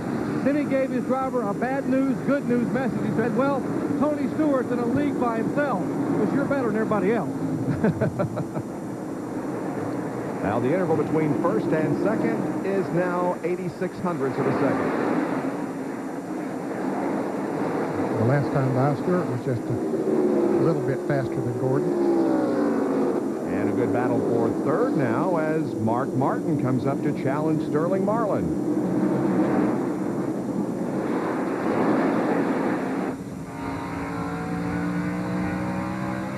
Mark says, okay, Sterling, when you came up and challenged me a little bit earlier, I moved over and let you go. Did you do that for me? I don't think so. On board with a taste of the race, Brian Foods. Sterling Marlin, we see him go down the corner, hit the brakes, goes down to 95 miles per hour. Now he accelerates down the straightaway and builds that thing up to 100 and almost 130. About 8,700 RPMs. And these cars will turn more with these fresh tires. Right now they're running about 115, 16 mile per hour average laps. In a few laps they'll be down to about 112 miles per hour. Dale Earnhardt continues his charge back towards the front. Goes by Jimmy Spencer, moves into 10th position. He lost 5 positions on that pit stop.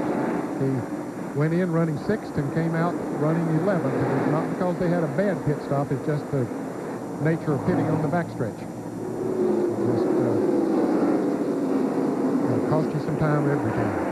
Jeffrey Bodine there just ahead of Dale Earnhardt is in the 9th spot. Earnhardt has a good race car. He's passed a lot of cars.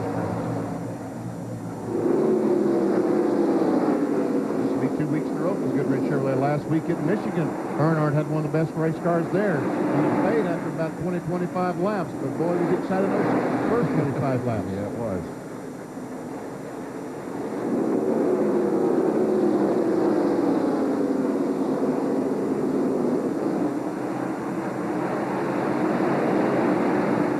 Told you that Mike Skinner had gotten his lap back, but now Tony Stewart is coming up on him once again to try to put him a lap down once again. Skinner's car is very fast on new tires, but after they get worn down, get heated up a little bit, it gets very loose with him, it appears. It looked like he was a little loose coming off turn 4 that time. Looks like the back end wanted to hang out just a little bit.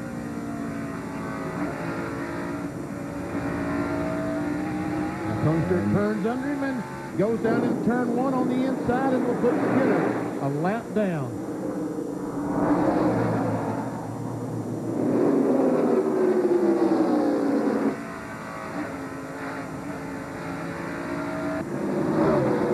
Meanwhile, Jeff Gordon closed up within a few car lengths of Tony Stewart, but he has the Mike Skinner automobile between himself and the leader, Tony Stewart. On board with Mike Skinner, the Lowe's Home Improvement Warehouse. Chevrolet goes up the hill, moves over, lets Jeff Gordon go by.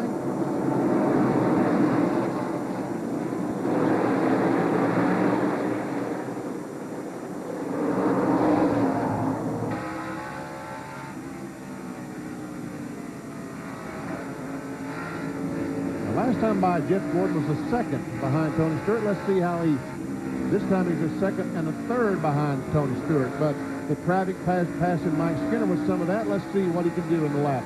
Is he going faster or slower?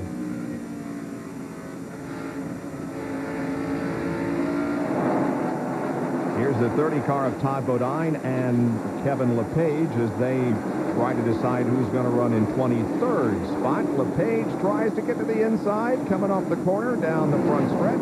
And some contact.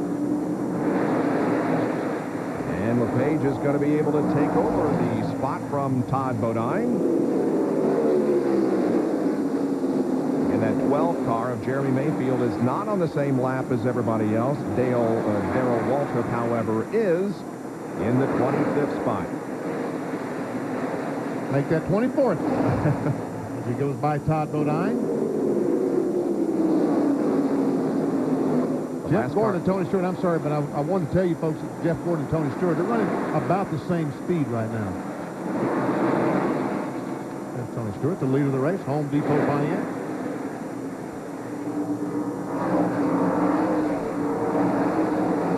I don't know if we mentioned it or not, but two of the cars that were involved in the wreck with Dale Jarrett, Bill Elliott and Elliott Sadler, have both returned on the racetrack, and I believe John Andretti is about to come out as well. Bobby Labonte just took the 5th position away from Rusty Wallace. That's Rusty we're looking back on from Bobby Labonte's Interstate Batteries Pontiac. About a 5.5 seconds behind the leader, Tony Stewart. Stewart continues to rack up the number of laps led here tonight. It's up to 160 of the 186 that we have completed so far in the Goody's Headache Powder 500.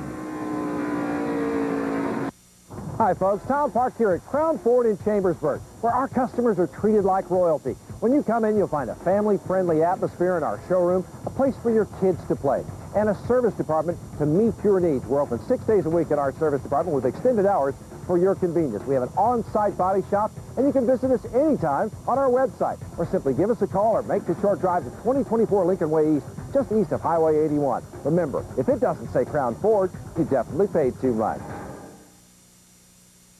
What's the deal at Adams County Motors? No pressure, no gimmicks, and the lowest price in town. That's the deal, and that's why people keep coming back to their hometown dealer, Adams County Motors. We're not a mega dealership with a huge overhead, so we can be flexible enough to work with your budget, and that means you'll get the best possible value on a full line of Ford, Lincoln Mercury, and Ford trucks. We've been doing it this way for more than 50 years, and we're not about to change now. Stop by Adams County Motors on Biglerville Road, 1 mile north of the square in Gettysburg. I get distracted. Once, I missed the beginning of NFL Tonight. I took my knowledge for granted, and it started to go away.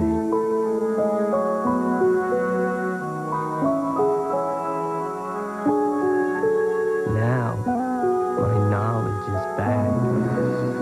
That makes me happy.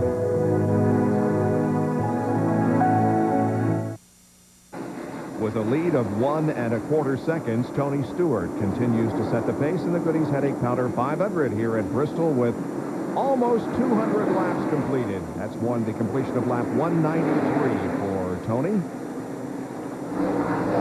Sterling Marlin running back in third, then Mark Martin and Bobby Labonte.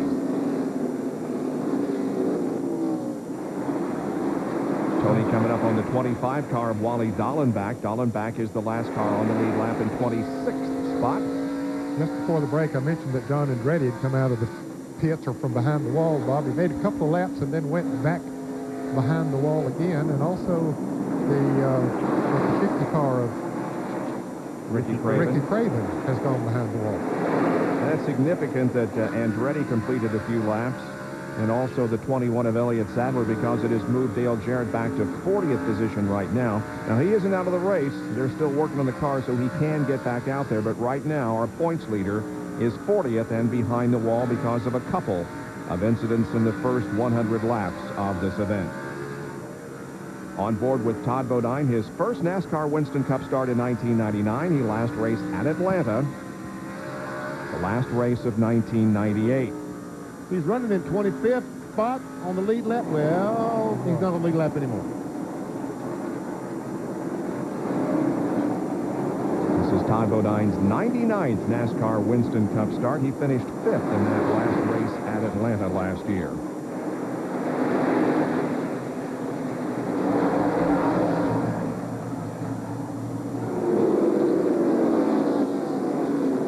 If you consider average finishes and average finishes only, Tony Stewart is the best of all. Going down through the years. Average finish in the first 22 races of this year, 10.5. Dale Earnhardt, he averaged 11.7 in his first 22 races. Earl Ross, 12.4. Ridley, 13.0. And Davey Allison, 14.2. Pretty impressive, Doctor. Bob, incredibly impressive, and you got to give a call to these guys on top of the war wagon here, including crew chief Greg Zipadelli. They have not touched a wedge bolt, a track bar, added or removed 1 pound of air pressure tonight. They have just put tires on it and gas in it, and we are 200 laps into a race at Bristol. To me, that's remarkable. And a battle between Jeffrey Bodine and Dale Earnhardt. Earnhardt gets the left side tires down on the apron as they battle for the 9th spot, and Earnhardt is going to get it. Here comes Jimmy Spencer. Spencer trying to take over the 10th position. There's Kenny Irwin right behind him in the 28 car. He's in the battle for those positions as well.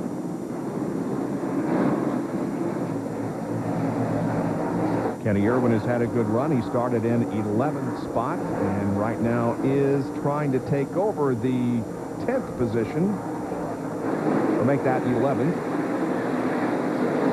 Spencer just took over the 10th position. Yep.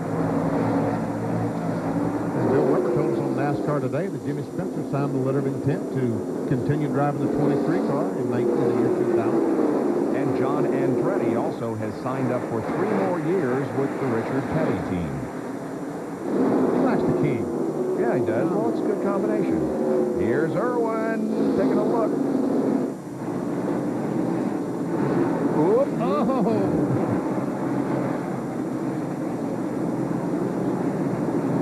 Jeffrey Bodine just can't keep his Power Team Chevrolet on the bottom of the racetrack. He's got some damage there in the left rear of the car, but he has moved up to the 10th. Make that the 11th position. Kenny Schrader out there in the Stoll car. Comes up the challenge. Now, how about Chad Little? Man, how about that John Deere? Coming right on up through the pack. He's running in 6th position now. Had a good run last week at Michigan. Yes, he did. Started 16th and finished 6th. His Bristol runs have not been very impressive, at least the last two here in the spring. He finished 24th, and a year ago he finished 23rd. Bill Weber has more on Chad Little. He's now in 6th. And Bob, the car he's running normally only runs on concrete tracks at Dover and Bristol. They put a new body on it and took it to Indianapolis to run it on the bricks, and it got wrecked. So they rebuilt it, brought it back here. He's in off the 6th place finish last week, which was a season high.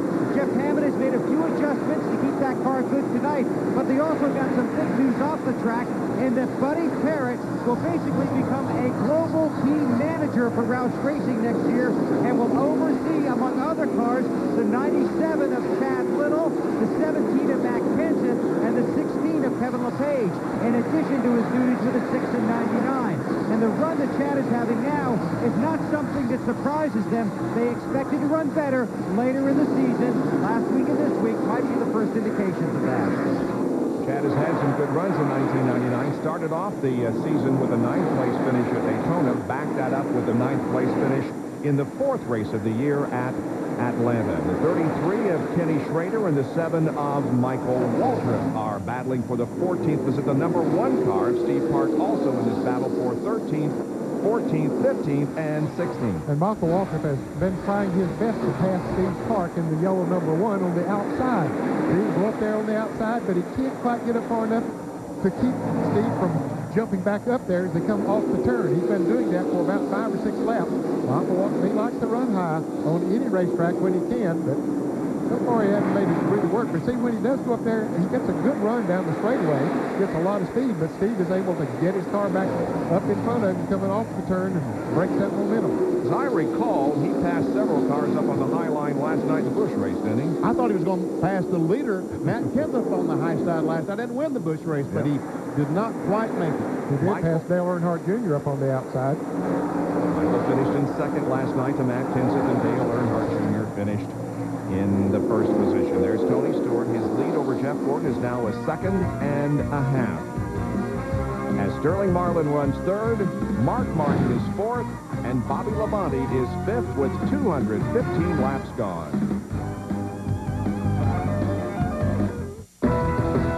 All across America, we're there to see you through. We're more than just an oil change, your name is Jiffy Lube. Racing is hard on cars. Always has been. So is everyday city driving. Jiffy Lube makes it easy to take care of your car, and they offer Pennzoil. Just drive in, drive out, drive on. We're more than just an oil change, your name is Jiffy Lube. Drive in, drive out, drive on. Hey, Ray, those brake pads really did the trick. Great. I got a couple more things I need. Do you think you have these? Think? No problem. Hey, Jeff, can you get these for Dan? I'm on it.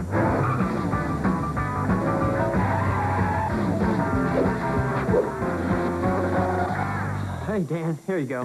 Anything else? No, I think this'll do it. All right, great. Thanks, guys. I was fast as Charlotte. Yeah, I know. It's a little slow in that turn at aisle 3. Advance Auto Parts. The best part is our people. Hey, Daisy, I ever tell you I did some modeling before I got on TV, much like yourself? Really? Where? Department store underwear ads, mainly. Hey, would you like to join me and my friends while we go try on some new thongs? Yeah. You know, we models drink Miller Lite because it's so smooth. But, you know, I drink Miller Lite because it tastes great. See, I knew it. You're no model. Oh, I am wearing a thong. Backwards, I think. Miller Lite. Taste a true Pilsner. You want to see? You're spending a Saturday night with ESPN at Bristol Motor Speedway in the Goody's Headache Powder 500, being brought to you by Miller Lite. Taste a true Pilsner. By Advance Auto Parts, the best part is our people. And by Pennzoil with Pure Base, made for the way you drive. Stop, go, Pennzoil. We're not too many laps away from the halfway mark. We have completed 223 of 500 circuits. There's the leader, Tony Stewart, and Sterling Marlin takes 2nd position away from Jeff Gordon. How about old Sterling Marlin tonight? Tennessee boy doing well at a Tennessee racetrack. He has 2 top 5s in 29 Bristol races. The last top 5 was 16 races ago. 2nd in 91 this race. 3/4 of a second behind the leader, Tony Stewart. Just those couple of race cars there in between them. There's about 3 race cars, including Kenny Wallace, who just won a lap down. And the 98 car, Kyle Petty now goes a lap down also in the 19th position as Marlin and Gordon thread their way through the slower traffic. Robert Presley had gone back out on the track. He was the first one out of the race and went out and ran a few laps, but he's back in the pits once again. There's a lot going on in Major League Baseball as the race is on for the playoffs. Get a report on Tiger's Tail. Ned says he had an exciting afternoon on the golf course, and also the college football openers. All that will be reported on SportsCenter coming up at the conclusion of our coverage of the Goody's Headache Powder 500. Going Rick Mass back there going a lap down. He's gone a lap down as Jeff Gordon, the third place car, goes by.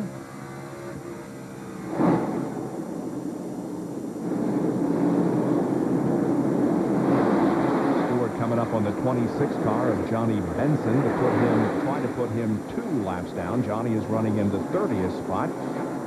Wow. Benson had his hands full coming off turn 2. He did.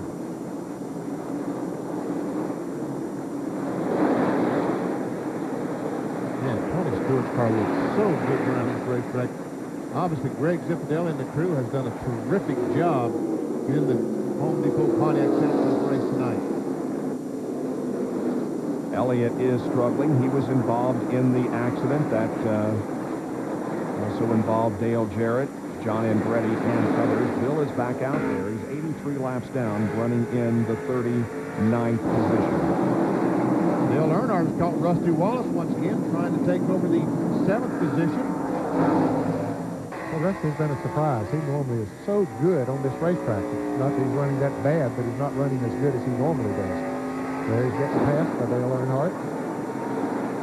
So Ward Burton back there in the Caterpillar Pontiac. He is in 9th position. And he's getting some pressure from Jimmy Spencer. Talking about Ward Burton.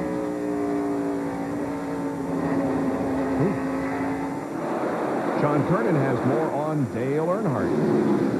Bob, this is the car that Earnhardt ran here in the spring. It was actually a backup car. He had a problem with the primer and had to go to the backup. He started from the 34th spot in the spring and drove all the way to a 10th place finish after getting on the backstretch. Talked to the crew this afternoon. They seem very confident that if they could get the last round of pit stops to happen under green, of course you'd need a pocket full of rabbits seeds and 4-leaf clovers for that to normally happen here, but they might have a chance to win. They made a air pressure adjustment on Earnhardt's car the last stop. Remember, it was tight in the middle of the turns. He hasn't said a word about the car since they gone back to green some 75 laps ago, so it must be pretty good. We're watching Dale Earnhardt up ahead of Rusty Wallace, on board with him at a taste of the race. Ryan meets telemetry. Again, the speed almost 130 miles an hour down the straightaway, 127 that time, and down to below 100 in the corners. And the 22 car of Ward Burton now is beginning to catch Rusty Wallace. Burton is in 9th, Rusty in 8th. You see Ward Burton put a little distance between himself and Jimmy Spencer in the Winston car.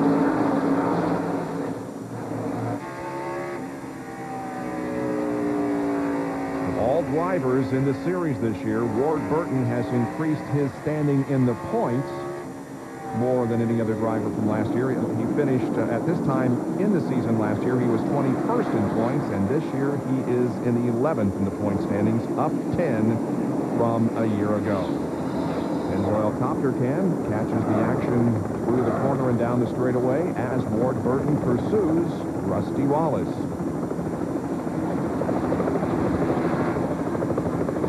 Well, we're less than 10 laps away from the halfway point and $10,000 to the leader at the crossed flags mark. Looks like that Sterling Marlin, as Tony Stewart tries to work his way through the traffic, that's allowed Sterling Marlin to close the gap just a little bit. When we check out our AutoZone on-track interval, you'll see that Sterling Marlin started out a 1.5 seconds, 1.6 seconds behind, and closed it down to 1.1. A half a second isn't much, but it's progress. More from Bill Weber. Benny, that's pretty much just what they told him. Not only are you as good as the leader, but you're roping them in. And their feeling is the longer the green flag run goes, the better their car gets. So we'll have to watch when they pit how good they are on the restart. But they figure the longer it stays green, the more they can run down Tony Stewart. Right now, they feel the 40's the best car on the track.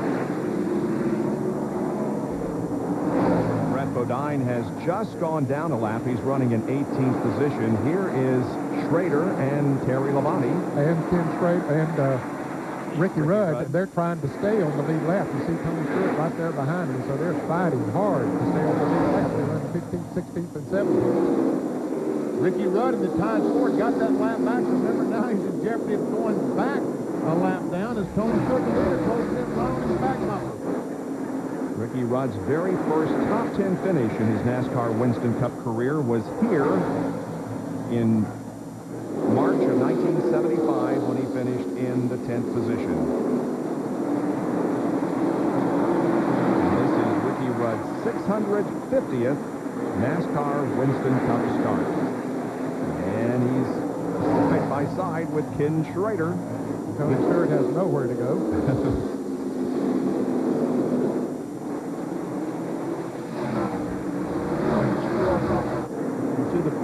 Car of Bill Elliott in the mix. As Schrader is running behind Elliott's car and goes a lap down to the leader, Tony Stewart. And now 16 cars are on the lead lap. As the race nears the halfway point, we're just less than 3 laps away from the 250 laps completed mark. Tony Stewart has led 221 so far. Welcome to Help Corps, the service specialists. All of our operators are currently assisting other customers. Please hold. If this is an alert, welcome to Please Hold. Before you go here, go here. Whether you want immediate answers or help, at go.com, the solution is always available.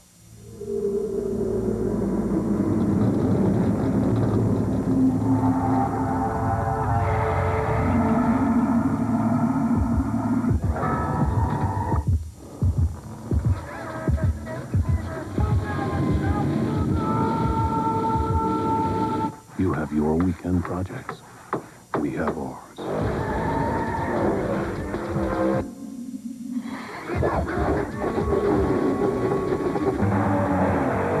Hey, Jeff. Now, listen, I got it right here, buddy. It's icy cold and tasting great. Now, come on, Jeff. You tell me, is there anybody in this world who deserves this here Pepsi more than you? Hi, Jeff. See you later, Jeff. Now that's what I call motivation.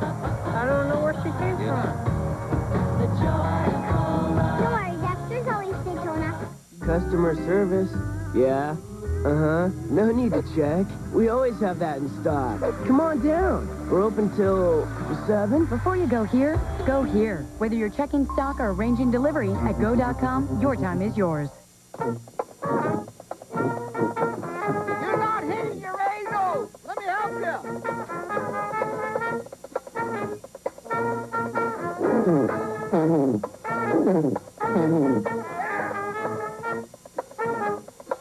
Don't forget to push your broom. Yeah. Good job.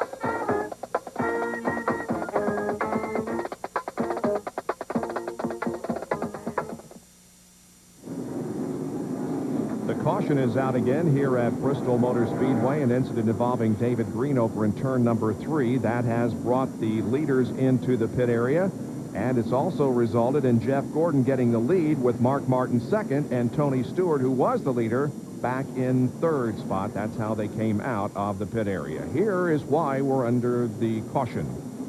Well, you see, it's a lot of traffic there. David Green in the 41 car ran in on it and had to jam the brakes on it, looked like, Benny, and lost control of it. Exactly right. He was running the back of the 97 car, jam on the brakes, and when he did hit the brakes extremely hard, he lost control of the Kodiak Chevrolet and backed her in the fence. Once again, there we see the 31, the 16, and the 97 all jammed up in front of David Green, and bam, in the wall he goes. Meanwhile, during the pit stops, as we said, Jeff Gordon and Tony Stewart, or rather Mark Martin, were both able to get out ahead of Tony Stewart. Here are the pit stops. The Rainbow Warriors moving quickly to the left side of the car. You can see the clock's running there on the Bob, and see Gordon's a 17.1, 40 car 22.2, and Stewart 21.7. So they were the losers on that pit stop because Mark Martin beat them out as well. And so here's your Coke pit summary. Stewart from first to third. Marlin down 2 positions. Jeff Gordon picks up 2. Mark Martin up 2. And Dale Earnhardt loses 5. That's not unprecedented because he is pitting on the backstretch. There you see that Rusty Wallace also maintained his position. And Dale Jarrett is back on the racetrack. Jerry? You saw a moment ago the adjustment from the car number 24 for Jeff Gordon. He complained the car had gotten very, very tight. They put a round of wedge in. They took a round of wedge out of it and made an air pressure adjustment. Now, with Tony Stewart, they made an air pressure adjustment in the back tires, trying to increase the forward bite, but they had a problem with the left rear tire, which cost them the lead on the pit stop. However, Sterling Merlin has a good car, but they had a slow stop, trouble on the left front. That cost them some seconds. Mark Martin made a wedge adjustment and also an air pressure adjustment to try and improve his car. John? Dale Earnhardt came in. Jimmy Spencer also in. They both took on 4 tires. No adjustments on Spencer as the green flag is ready to fly. Earnhardt's crew a slight air pressure adjustment. The car's still a little tight in the center of the corners.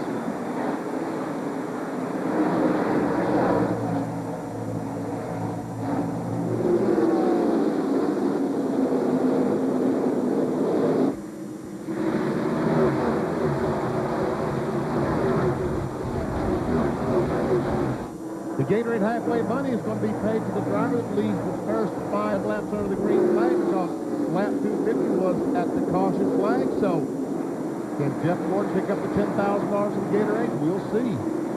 This is the first time that Jeff Gordon has led tonight. Rusty Wallace led 26 laps in a long stretch, 225 circuits. The Tony Stewart was out front, and now Gordon is in the lead. In a scramble for position, there's Darrell Waltrip, Ted Musgrave, Steve Park, and a whole bunch of others fighting it out.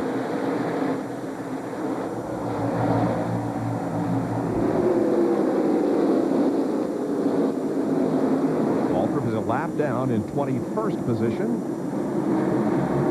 Steve Park is still on the lead lap in 12th position. Jeff Burton also in the mix there. He's a lap down in 24th. These are normally tense moments after a restart. You get the lap cars mixed in with the cars on the lead lap. They run side by side, and just the least little mistake by somebody. And here's the problem. Hutch Strickland right at the start-finish line. Dave Marcus also involved. And here's the 26 car of Johnny Benson. And that is in a completely different area of the racetrack than Strickland and Marcus. That's down in turn number 1.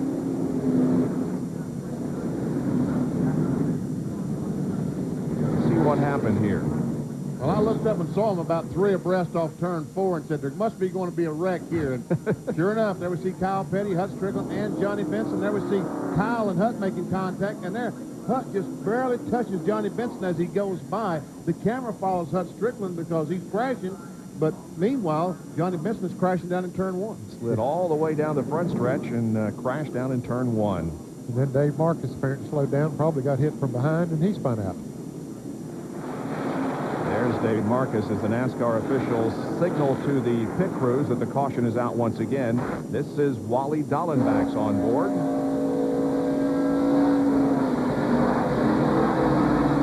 Oh, close call. He almost hit Strickland and also almost had contact with David Green. There is Johnny Benson and where he stopped on the racetrack. So a couple of cautions here.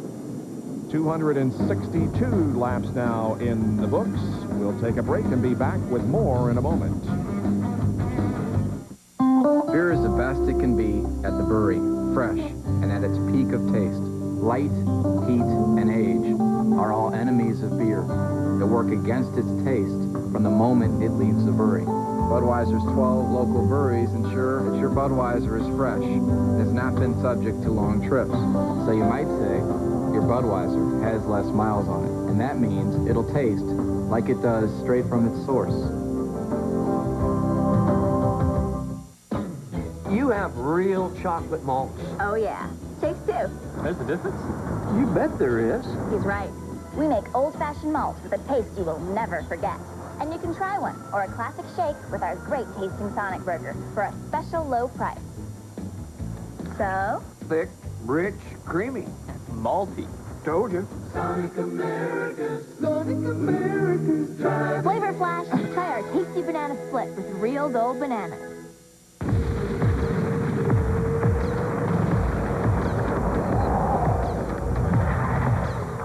Bosch Platinum Plus 4.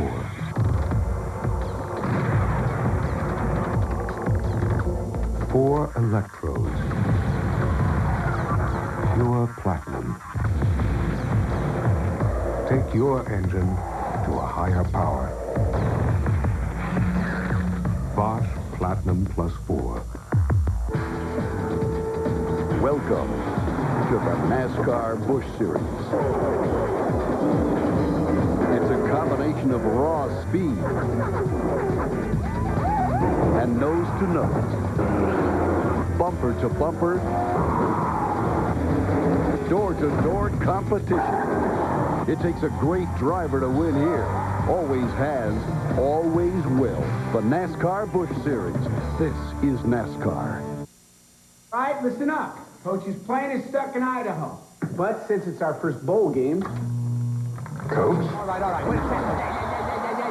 Get in there and hit somebody now. No, somebody get him. They didn't come to play today. First down. Presenting video conferencing. I have to go in there and do it for you. Because sometimes it's not just what you say, but how you say it. Kinko's. Express yourself. $1 million bonus will be up for grabs at Darlington among 5 drivers. Jeff Burton, Mark Martin, Tony Stewart,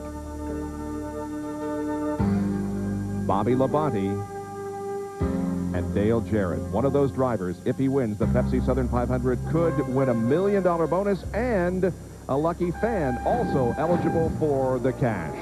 Our Darlington coverage will begin on Friday at 3:30 with Bud Pole qualifying.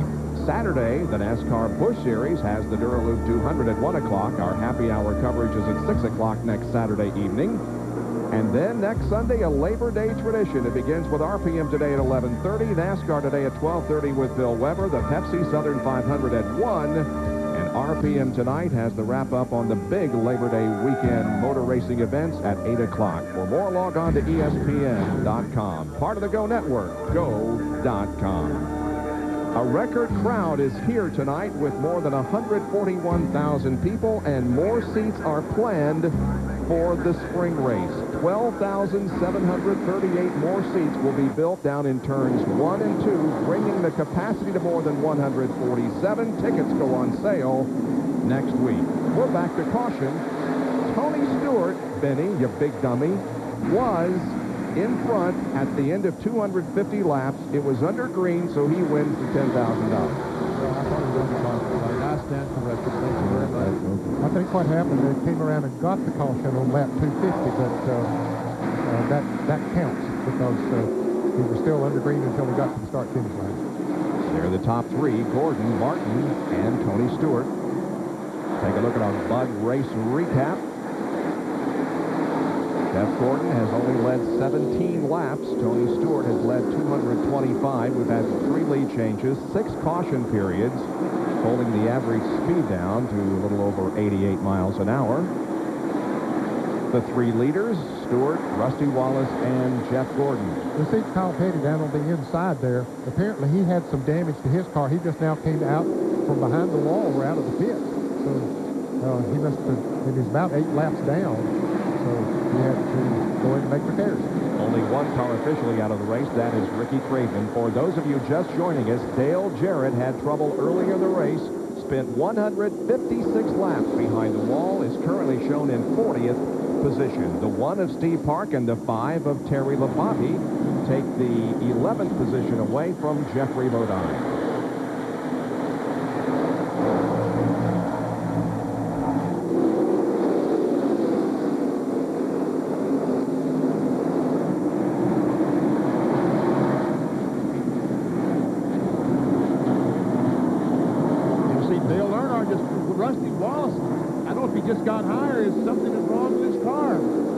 Car's going by Rusty Wallace wholesale, right on the inside, losing position after position. I think he's trying to get out of the way. It looked like he was, and everybody else trying to get by, and really a jammed-up mess there for a moment, but cooler heads prevailed.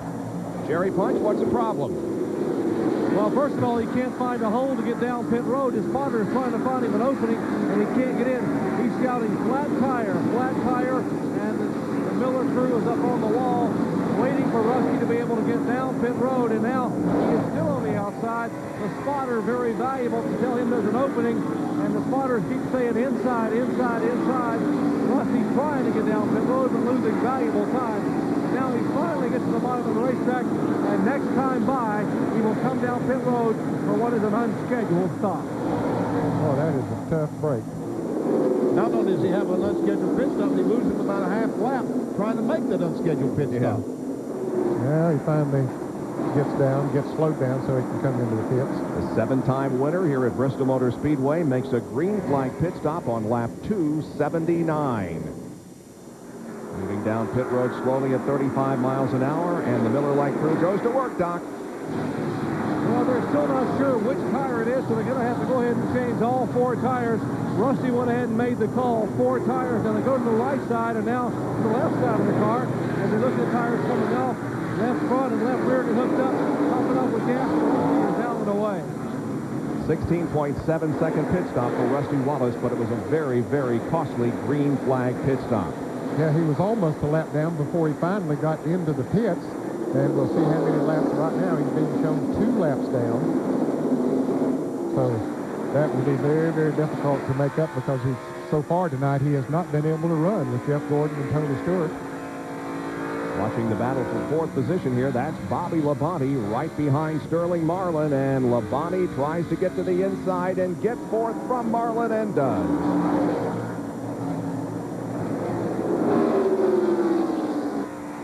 So Sterling Marlin in the Coors Light Chevrolet was one of the fastest cars on the racetrack. And after this pit stop, Labonte goes by, so it looks like he has lost a little bit of his speed, talking about Sterling Marlin.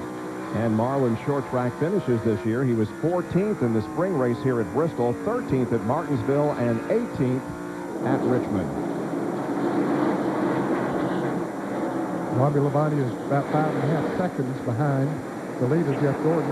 And it was a right rear net on Rusty Wallace's car that was flat. What a tough break.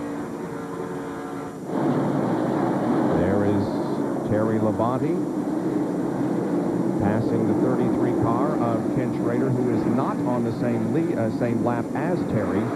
Labonte is in 11th, and Schrader is 1 lap down in 21st. But the car just ahead of Terry, the 1 car of Steve Park, is on the same lap as Labonte, as are the 23 car of Jimmy Spencer, and the leader is encountering heavy traffic, the leader being Jeff Gordon. He's catching up to Kenny Irwin, who is the last car on the lead lap. He is running in the 15th position. Kenny Irwin, that last caution flag, made a series of pit stops, and I saw him working on the car. I think Kenny Irwin made some contact with the retaining wall off turn 2, and right now it's a little bit slower. Bill Weber? And after that last pit stop for that short green flag period, Benny, he went back out and says, the car is just turning way too soon. It's like it's reading my mind. It turns before I want it to. They brought him in, they made a track bar adjustment, topped him off with fuel, sent him back out. Well, he finally passes Kenny Irwin, putting him a lap down, and now 14 cars are on the lead lap. Running in 14th position is Chad Little, but he's quite a ways ahead of Jeff Gordon. Gordon leads by 0.3 of a second over Mark Martin. Stewart is 3rd, followed by Bobby Labonte and Sterling Marlin. We'll be right back. The stealth bomber of primetime, says Entertainment Weekly. When a crime is committed against the U.S. government, the Judge Advocate General Corps flies into action. JAG has an edge. JAG takes off 5 nights a week. Weeknights at 7, 6 Central on USA.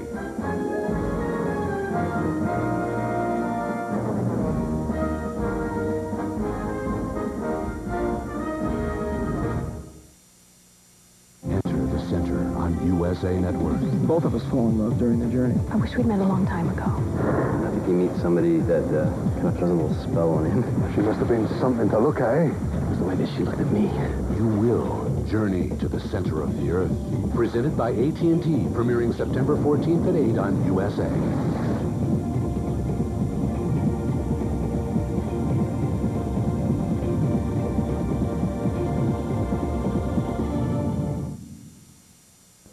People think I live a pampered life, but I work hard to keep up my business. For example, no matter how late I was out the night before or how much I want to hit that snooze button, I always manage to wake up first thing in the morning and catch that 11 a.m. Sports Center. Powering up. You got it. 3 homers in 3 games in tornado tactics to start the season. It's not easy, but it's all about commitment. Napa application engineered brakes can stop you 20 feet shorter than ordinary brakes. That's important.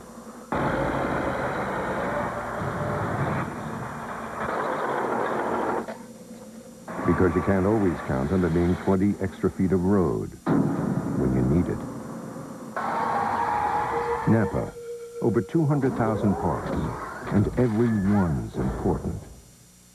Hey, feast your eyes on this. The big New Yorker pizza from Pizza Hut. Now, this is what pizza's supposed to be. Look at this thing. 16 inches of real street corner pizza dripping with cheese. Look at all this cheese. Over a pound of cheese on this masterpiece. You know what a pound of cheese costs at the market? And we dropped the price $1. Now it's just $8.99. $8.99. What part of big, good, and incredible deal don't you understand? Hurry, this price ain't gonna last. So if you want to feed a lot of big mouths without taking a big hit in the wallet, try the big New Yorker from Pizza Hut. Try it already. And yet another caution is waving over Bristol Motor Speedway, the 7th of the evening. Chad Little among those involved. He's been in the pits a couple of times. Is going back out on the racetrack right now, still on the lead lap. But the car that took the big hit, well, we're going to see who it is. Jeremy Mayfield. The Mobile 1 car goes up. He gets tagged by Chad Little, goes up, and just about backs it in the fence. But he comes off the racetrack, and I think the 25 runs into him, doesn't he? Yes, he does. You can see he tries to get slowed down to 25 of Wally Dallenbach, but the leaders were coming right up on this. Yep. Jeff Gordon and Tony Stewart got by Gordon in that Got by Mark Martin, yeah, into second position. Now Okay. from Wally Dallenbach. And there you see the contact between Chad Little and the John Deere, the green car, and Jeremy Mayfield. And oh, they meet nose to nose right there. What a terrible place to meet. And Dallenbach just slides into the pits. And Jeremy Mayfield also makes his way onto his backstop pit area. 4 cars involved in the crash. Jeremy Mayfield, Bill Elliott, Kenny Irwin was involved, as was Chad Little. Kenny Irwin was trying to beat the leaders back to the line to get his lap back. And I think ran on the wreck trying to do that. So again, with the caution flag out here at Bristol, it's Gordon, Stewart, Martin, Labate, and Martin. He's in the garage. Hey! If you're going to have a garage, have a garage. And if you're going to use an oil, use an oil. Pennzoil with Pure Base. Specially formulated for stop-and-go driving. This is a home improvement. Enter the Pennzoil Dream Garage Sweepstakes. Get a free Tim Allen Signature Tools utility knack knife and a chance to win a Celine Mustang or enough cash to build your own dream garage. Stop. Go. Pennzoil. America's newest tire store has just the tires for you, and just the battery, and shocks, and brakes for your Ford, Mercury, or Lincoln. One-stop service with factory-trained technicians and competitive prices.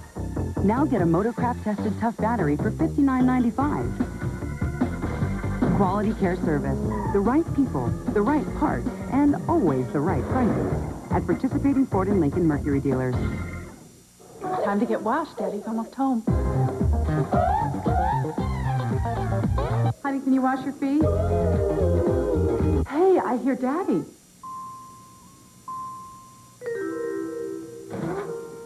Hey, guys! Hey, honey. Okay, let's eat. Hey, where are the fries? What, no fries? I can't believe Daddy forgot the fries. I'll go get some more. Some. Hurry back. Fry breath. Did somebody say McDonald's? Well, I live out here on a little old farm, and we have a few cows. I got a pickup, 2 tractors, lawnmower, and a little old boat. Got every start batteries in every one of them, except my cow. One in that old pickup's been in there over 4 years. Starts right up every morning. EverStart. All the cold cranking power you'll ever need. No matter if it's 100 degrees or 0 outside. Starts every time. EverStart. The name says it all. My advice is to go to Walmart and get you an EverStart. Get on down the road. Crew set. Everybody's ready. Let's go. Here it goes. Let's hit it.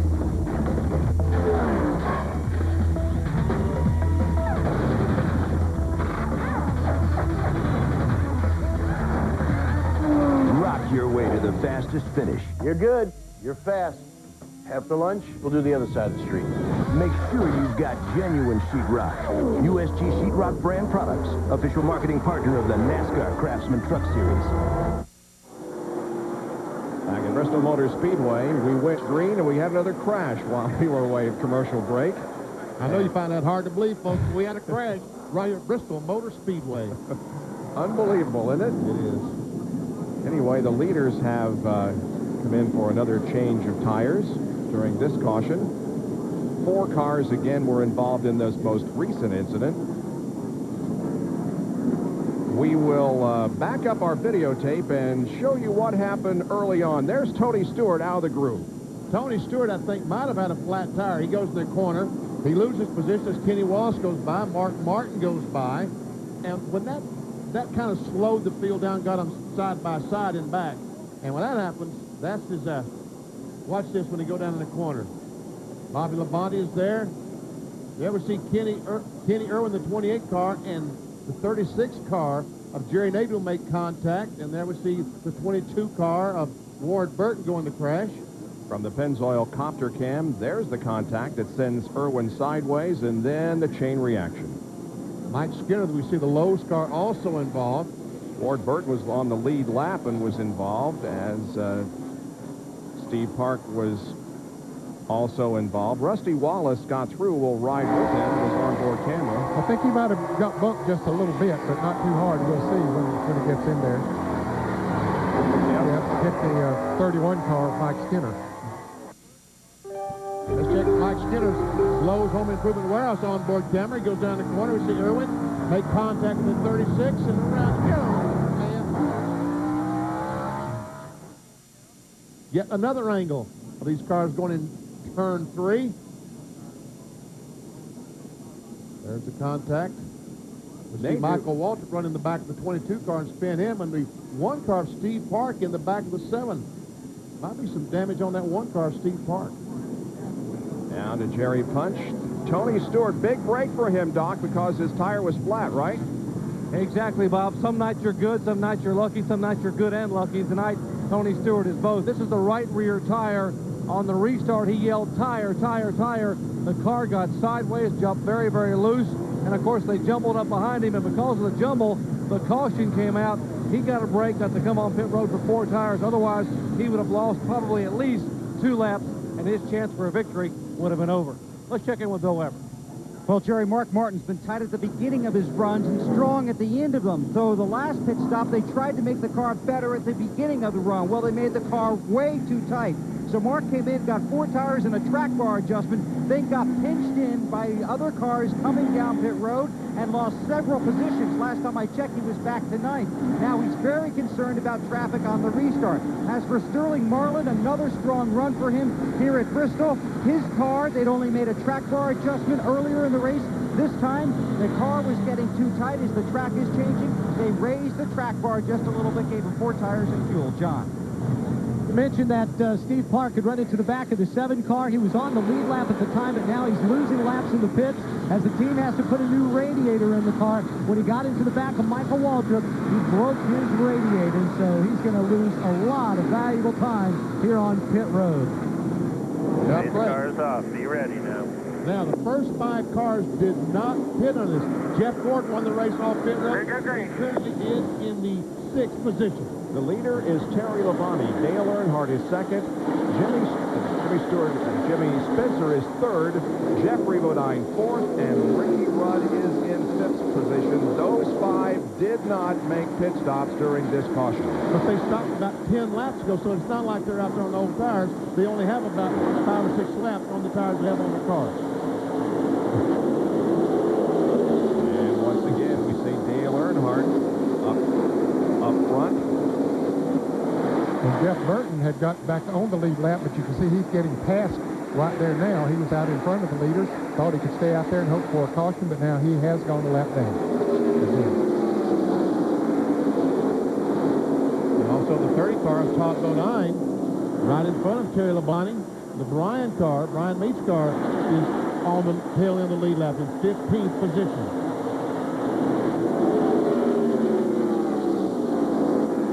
Johnny Benson has come back out. He's 48 laps down. Terry Labonte in his 625th straight NASCAR Winston Cup race and his 41st straight here at Bristol.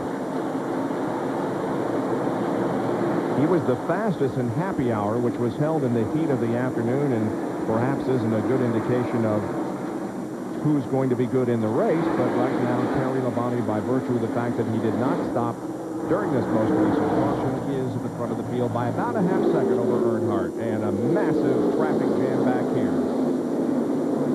Gordon right in the middle of that. Mark Martin is in the middle of it. And Tony Stewart, all of them in very, very heavy traffic. Stewart is 8th, Mark Martin is 9th. Bobby Labonte is back to 7th. But that's all as a result of the front 5 cars not pitting on this caution. They're trying to get back as far as they are. And you see Rusty Wallace's car back there. If you just turned on the TV and said, what about Rusty? Well, he had a flat tire on a green flash situation, an unscheduled stop. He's a couple laps down back in 25th position. And if you are not aware of what happened earlier in the evening, points leader Dale Jarrett had a couple of crashes early on. He's 156 laps down in 40th position. And Terry Labonte trying to put Todd Bodine down a lap.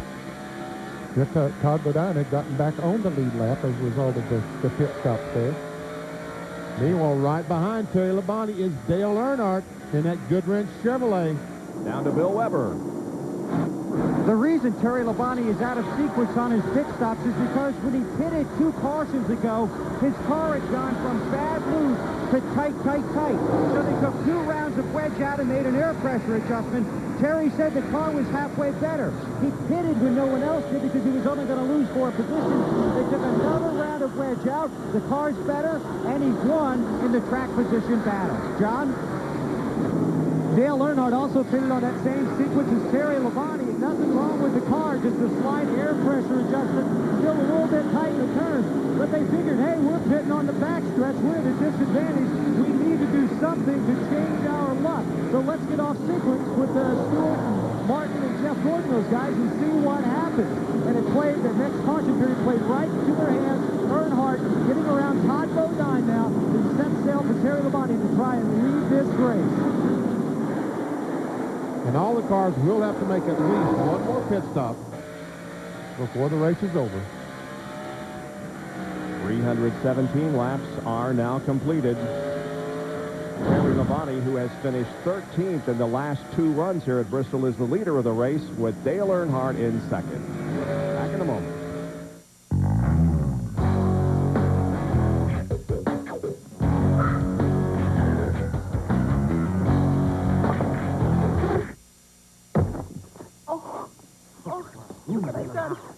Nice shot. You! Give me that import! Oh, skunky beer's not for drinking. Brew Refresh Budweiser is. Are you sure you're okay? I've never been better. They come to us for many reasons. Because we save them money on what they need with their everyday low price. Because we help them solve their problems and get them back on the road. And because we stand behind the parts we sell with a warranty that's good at more than 2,500 stores coast to coast. Fact is, people everywhere come to us because we're AutoZone, the largest auto parts retailer in America. And there's just no place any better. You can't hurry love. So now there's new Smooth Mint Soap. It keeps your breath feeling clean and fresh longer. And it kills bad breath germs. Introducing new Smooth Mint Soap. Feel the tingle. Nissan Kawasaki's heavyweight cruiser Knockout with 0 down and low monthly payments. It's your shot at 3 reigning champs. The Vulcan 1500 Classic, the 1500 Drifter, and the 1500 Nomad. Or land $500 in free accessories. Don't delay. Second thoughts never get a rematch. See your Kawasaki dealer today. Be ready for love night and day with new Smooth Mint Scope. It keeps your breath feeling clean and fresh longer, and it kills bad breath germs. Introducing new Smooth Mint Scope. Feel the tingle longer. Bob Jenkins, Vinnie Parsons, Ned Jarrett, John Curtin, Bill Weber, and Dr. Jerry Punch back at Bristol Motor Speedway. It's the Goody's Headache Powder 500. 326 laps completed. Terry Labonte leads Dale Earnhardt, Jimmy Spencer, Ricky Rudd, and Jeff Gordon. Those are the top 5. Seems very familiar. Back about 1995, didn't we see these two battle to the checkered flag with Labonte sliding across the finish line and then banging into the wall?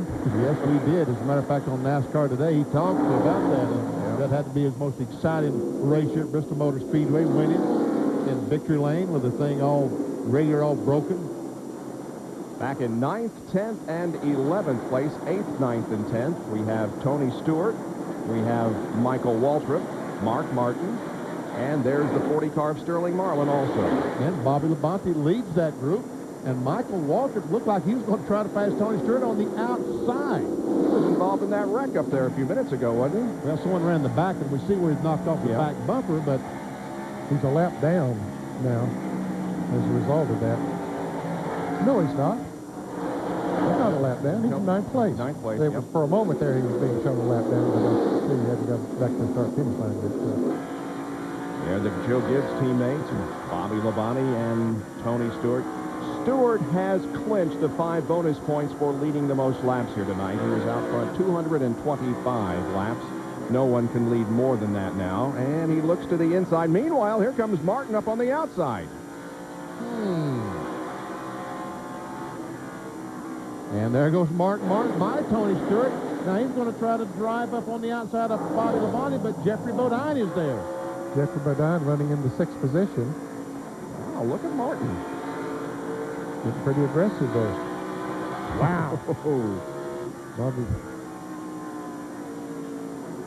Well, that great home run battle between Mark McGwire and Sammy Sosa continues. You'll be able to see Mark McGwire in action with his St. Louis Cardinals and the Atlanta Braves on Sunday Night Baseball on ESPN at 8 o'clock tomorrow night. Coverage begins at 7:30 with baseball tonight. That's tomorrow night on ESPN. For more, log on to ESPN.com, part of the Go Network, go.com. Well, they had a great game last night. They had a good one this afternoon. At the 11th inning, they were still tied 0-0. No kidding. Yeah, and I don't know how it finally came out, but they had a great series there.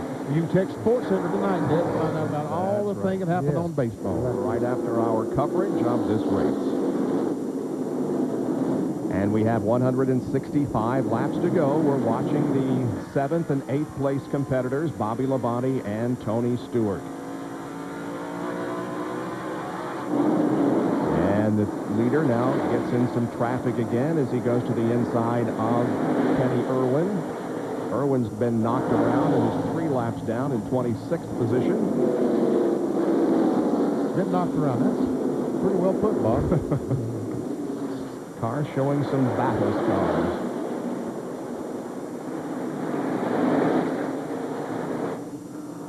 Steve Grissom back there at the 9 car, the Melling car, back on the racetrack after the contact with the outside retaining wall. Speaking of the Atlanta Braves, the car being sponsored by the Atlanta Braves this weekend. There's the interval on the clock. It's about 43 hundredths of a second as Terry Labonte comes up now on Jerry Nadeau once again. Nadeau running in 22nd spot. The action being covered from overhead by the Pennzoil copter cam. Half-second lead for Terry Labonte over Dale Earnhardt. Spencer, Rudd, and Gordon are your top 5 at Bristol Motor Speedway. Back in just a moment. America's newest tire store has just the tires for you, and just the battery, and shocks, and brakes for your Ford, Mercury, or Lincoln. One-stop service with factory-trained technicians and competitive prices. Now get shocks for your car for $69 or less per pair installed. Quality care service, the right people, the right parts, and always the right prices at participating Ford and Lincoln Mercury dealers. Out here, time is money. Big money. You got this many men and machines spread out over 30 acres, anything can happen. Some days I just need extra equipment. Dozers, trenchers, even the small stuff. These guys aren't going to wait around. I can't wait, so I call Nations Rent. They got what I need. They get it here when I need it. It's newer. It works. Got no time for excuses. Nations Rent. 1-800-NO-SWEAT. Hi, I'm Jeff Burton with an exciting message for NASCAR fans. Buy any Exide NASCAR Select product and get a Motorola pager free. It's a great way to enter the Exide NASCAR Select 99 sweepstakes. Every month you'll be paged with another chance to win cool prizes. You could even win $50,000 and be an honorary member of the Exide Racing Team pit crew for the first race of the next century. Look for details wherever Exide NASCAR Select is sold. Oh, wait, man, I gotta find a phone.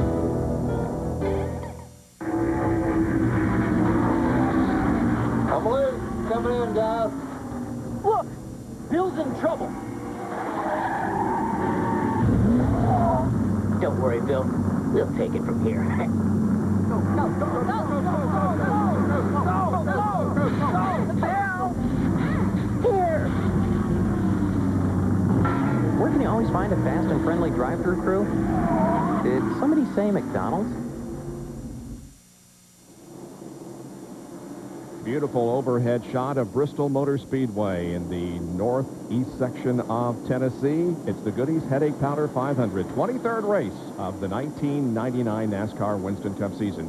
You know, the official NASCAR website, www.nascar.com, has a lot of features, one of which is at just about every race, a half hour afterwards, one of the ESPN announcers gets on and does a chat with some fans. I did it last week after Michigan and had a great time. Appreciate the great questions from the very knowledgeable motorsports fans up in the Michigan area. So check it out at www.nascar.com.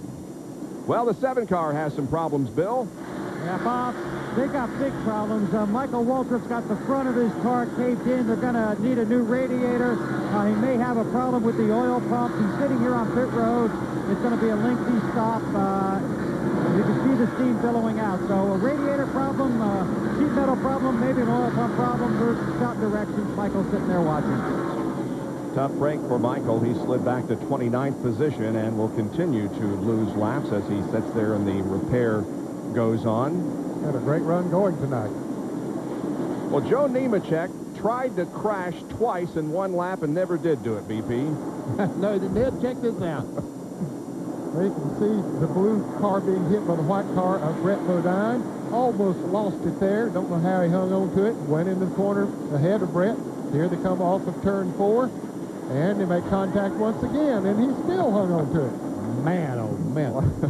Rusty Wallace is going to check it out. There they come off turn 2. All the cars. Oh, man. Great job by Nemechek. But he drives that baby back down in the corner. Oh, different. That was off turn 4. That was not off turn 2. That was the second hit.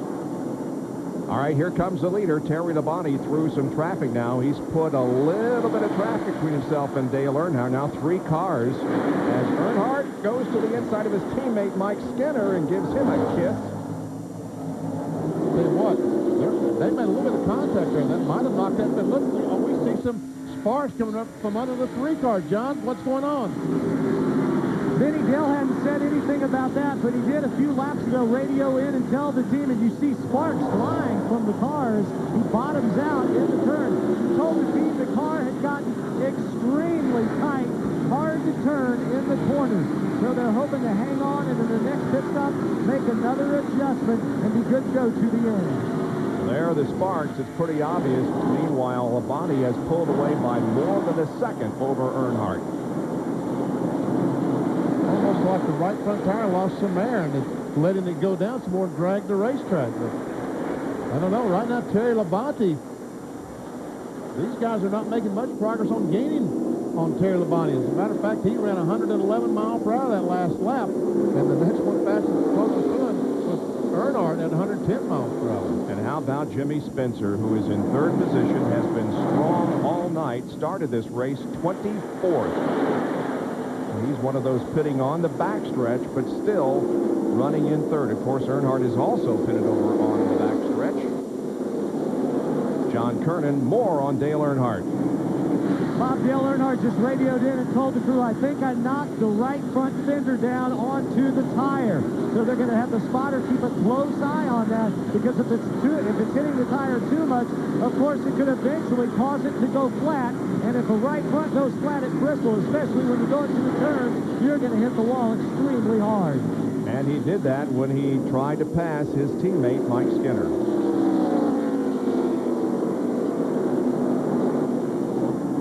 There are the statistics on Earnhardt. Hasn't led a lap tonight, but is in second spot. And he's been as low as 26, and we continue to see those sparks come out from underneath the car occasionally. Now, that last lap, Dale Earnhardt ran faster than the leader, Terry Labonte. He ran over 111 miles per hour. So what we're seeing evidently is not hurting the performance of the Goodrich Chevrolet.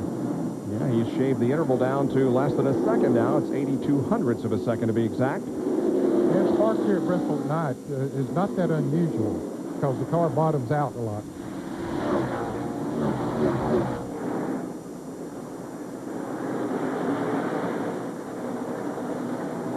Terry Labonte sets the pace here with 363 laps to go. They're the top 10. Back in a moment. What's the deal at Adams County Motors? No pressure, no gimmicks, and the lowest price in town. That's the deal. And that's why people keep coming back to their hometown dealer, Adams County Motors. We're not a mega dealership with a huge overhead, so we can be flexible enough to work with your budget. And that means you'll get the best possible value on a full line of Ford, Lincoln Mercury, and Ford trucks. We've been doing it this way for more than 50 years, and we're not about to change now. Stop by Adams County Motors on Biglerville Road, 1 mile north of the square in Gettysburg. Hi, I'm Gene Latta. Completely satisfied customers are our trademark. We guarantee it. Maybe you've heard this statement on our radio, TV ads, or our billboards. It's a bold promise, and we work hard every day to keep it. Completely satisfied customers are our trademark. I'd like to meet my family. Ours is a family-owned and operated dealership dedicated to meeting your family's total automotive needs in both sales and service. Completely satisfied customers are our trademark. We guarantee it.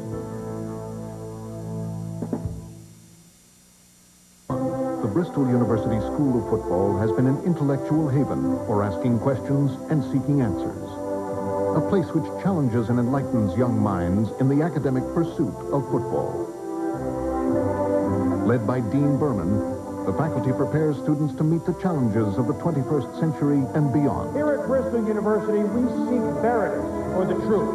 The Bristol University School of Football.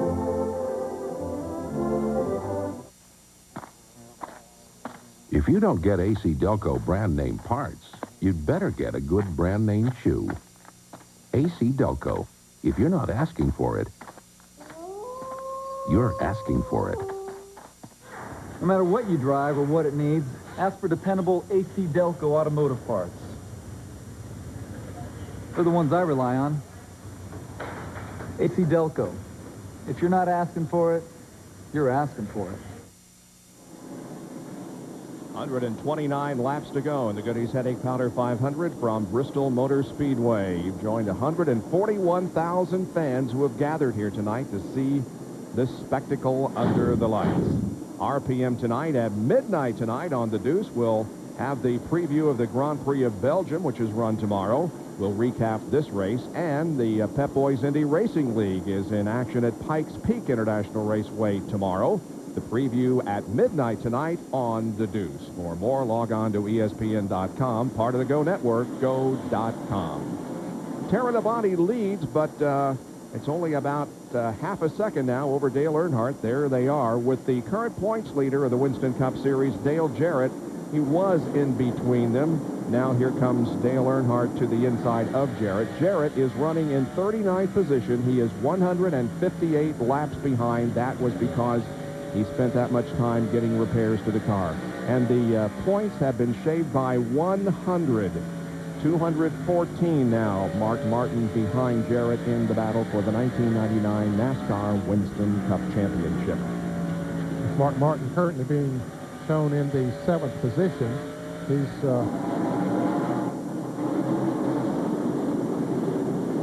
still in the thick of the battle. Mark is 12 seconds behind the leader right now. You see this group of cars? All these cars are right in front of the leader. Here comes Terry Labonte and Dale Earnhardt hard on his tail as he tries to catch him. Meanwhile, Labonte trying to get through this traffic. Oh, Earnhardt some contact there with Jeffrey Bodine going into 3. To the 4 car, Bobby Hamilton, something dragging the racetrack. Oh, and I thought Labonte was going to go on the inside, but Jeff Burton was there. Jeffrey Bodine just went a lap down. He's in the 11th place now with 10 cars on the lead lap. And Ward Burton is in the 10th position. Here's Earnhardt working on the high side of Jeff Burton. And once again, we see Dale Earnhardt, just like last week, at the front of the field. Here he goes on the outside, Bob. And everybody, there's 141,000 people, all stand up. Every one of them. Earnhardt has the lead. On lap 380, Dale Earnhardt passes Terry Labonte and takes over the front spot. And he will be the 6th, make that the 5th leader tonight.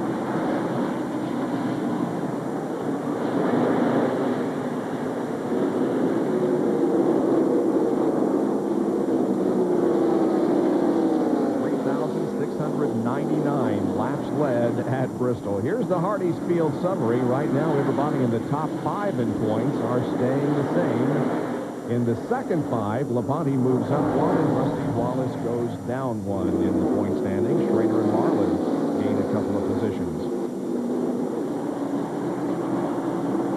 And the next car to go a lap down is just ahead of Dale Earnhardt, Ward Burton in the 22. Dale Earnhardt right now would love to see this race go green the rest of the way, because if the caution flag comes out, then that gives a huge advantage to Jeff Gordon, Mark Martin, all those guys pitting on the front stretch. But it won't be as bad as it was because there are not as many cars on the lead lap. There are only 10 cars on the lead lap now, and he's about to catch the 10th place car right there of Ward Burton. Of course, he's one of those that's pitting on the front stretch. Here at Bristol, Dale Earnhardt has 8 wins, 18 top 5s, 28 top 10s. He was 6th last August, 10th here in April, and is leading his 28th race here at this facility. Doc? And Bob, remember back in April when he wrecked his primary car in happy hour and they had to roll a backup car out of the truck and they were working on it? In fact, he himself got out in his fire suit and was trying to get the car ready. He started shotgun on the field, 43rd, and drove that car up through the field and finally, as you said a moment ago, finished 10th. Well, this is that same race car. Earnhardt said, I fell in love with that car that night, and that's the car we're going to bring back to Bristol and beat them in August. And indeed, that's what he's doing right now. Yes, he is.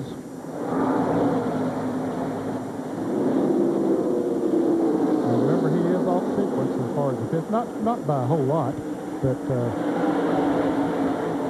everybody will have to make, as you pointed out earlier, then at least one more pit stop. And certainly they're within the window now. 12 laps to go. They can go the rest of the distance. But they can stop any time now. Once again, down the left side tires down on the apron of the racetrack. Passing Joe Nemechek, who now is 2 laps down, or almost 2 laps down, in 17th position. Ricky Rudd is now the 3rd place car. There we see the tied ride, and right behind him is Jeff Gordon, the DuPont Chevrolet. He is currently in 4th place. And check our AutoZone on-track interval between Earnhardt and Jeff Gordon. And then we see that Jeff Gordon has closed in almost a second and a half on Dale Earnhardt in the 5 laps between lap 383 and 387. And now just a couple of laps later, Gordon is right on the back bumper of the tied ride. There's Jarrett getting past once again. It's been a tough night for Jarrett, but he admitted in the interview that his original problem was his own fault, just perhaps a little bit over-aggressive at the start. But it's one of the few times in 1999 that Dale Jarrett has had problems. outside of Ricky Rudd.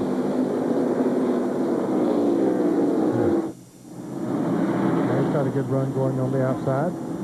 Rudd drinking the room.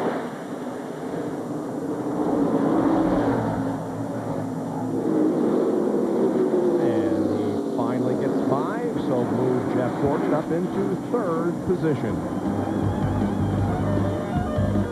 Laps continue to click away. Just a little more than 100 remaining now in the Goody's Headache Powder 500 from Bristol Motor Speedway. Dale Earnhardt leads Terry Labonte.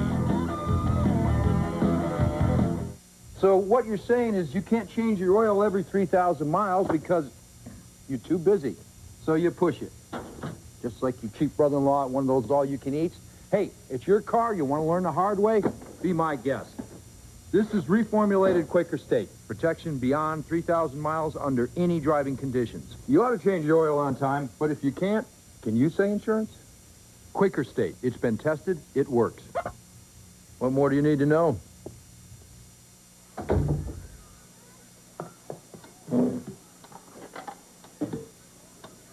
Choosing a personal watercraft can be a real test.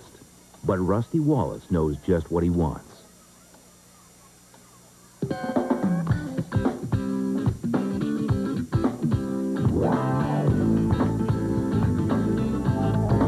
Polaris, when you know what you want. See your local dealer for big savings on select models. You got it. You got it. Have you even seen the Harlem Globetrotters play? I remember one time I went to D.C. and they had this exhibit on the Globetrotters at the Smithsonian. I'm serious. Where was you even in D.C.? You got it. Yo, the Globetrotters are serious ball players. Ball players today, they got to be knowledgeable of their old school style. You know? You've got to call 1-800-CLASSIC to get ESPN Classic. Okay, Louie, take it away. Take me out to the ball game. Take me out to the crowd. Yeah. I don't care if I never get back, so let's root. Root for the home team. If they don't win, it's a shame, 'cause it's at the old ball game. I like Oh, that. that fella can sing, huh? Goody's Headache Powder 500 NASCAR Winston Cup race on ESPN being brought to you by Polaris Watercraft. Ride the best. By Quaker State for protection beyond 3,000 miles under any driving conditions. And by the more than 2,700 AutoZone stores across America. AutoZone, the best parts in auto parts. In just about 1 hour from now, at the conclusion of our coverage of this race, you'll be able to go to the source for sports news, the one that you have come to know, love, and trust over the past 10 years, SportsCenter.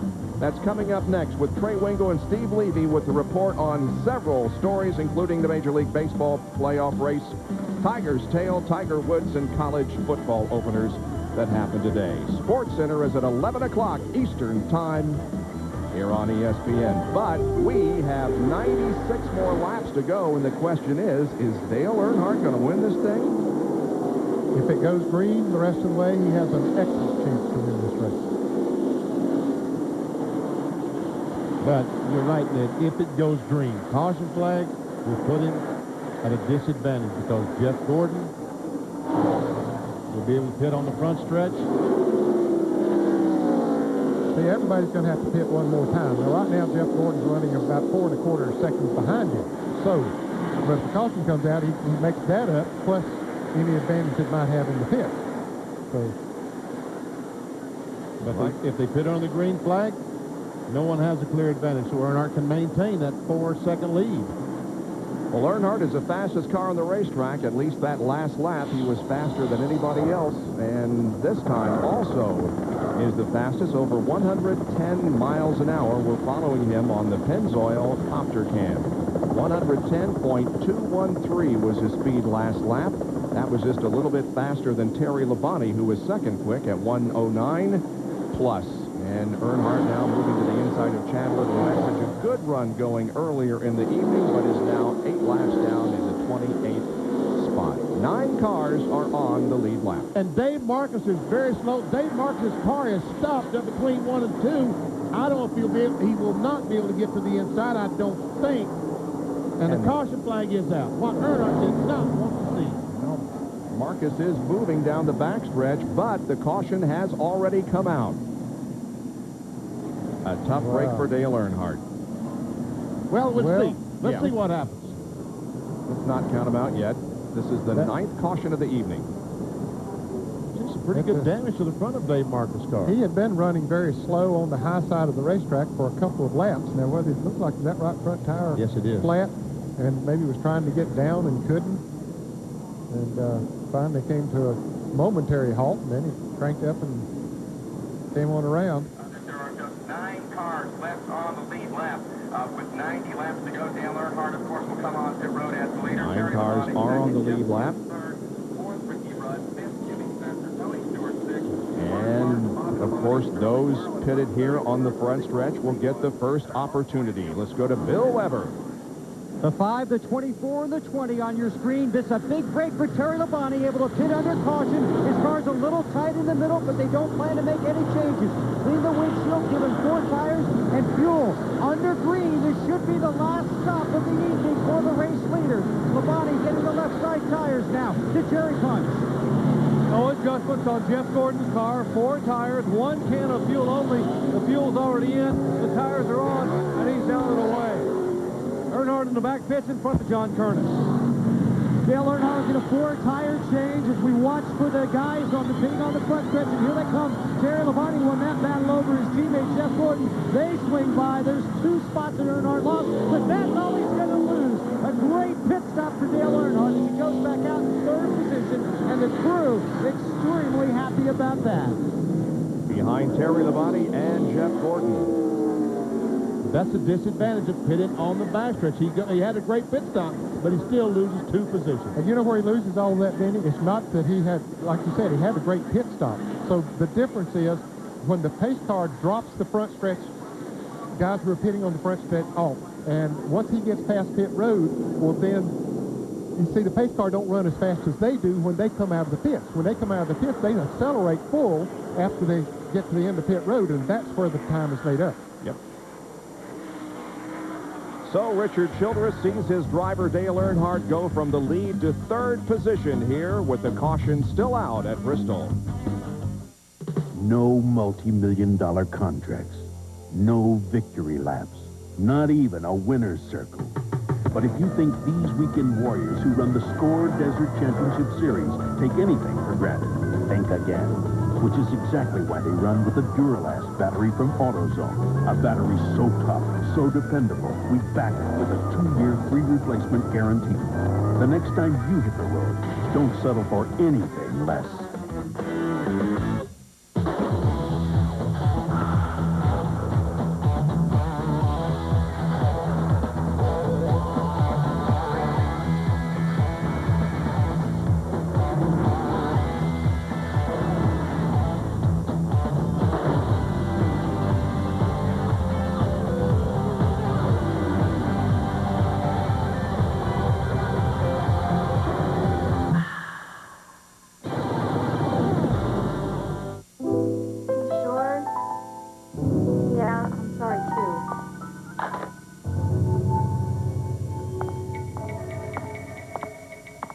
Honey, I tried every locksmith in the city, and they won't take a check. Consider the Visa check card. It automatically deducts from your checking account everywhere Visa's accepted, so you can get what you need. What are you doing in there? Nothing. And get on with life. Visa check card. It's everywhere you want to be.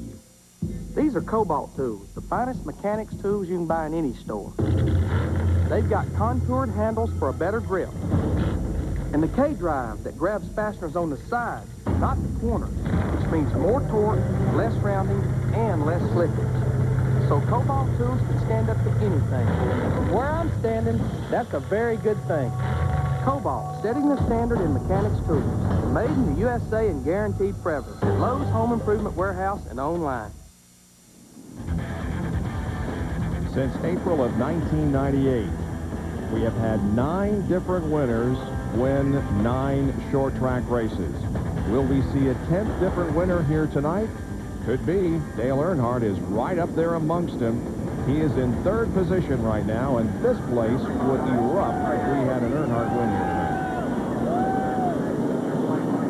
Right now it is Terry Labonte and Jeff Gordon ahead of Earnhardt as the pace car gets set to pull off the racetrack, and the green flag gets set to wave in the air once again. Tony Stewart is 4th and Bobby Labonte 5th. Terry Labonte gets a good start there, gets out in front of the lap car of Ward Burton.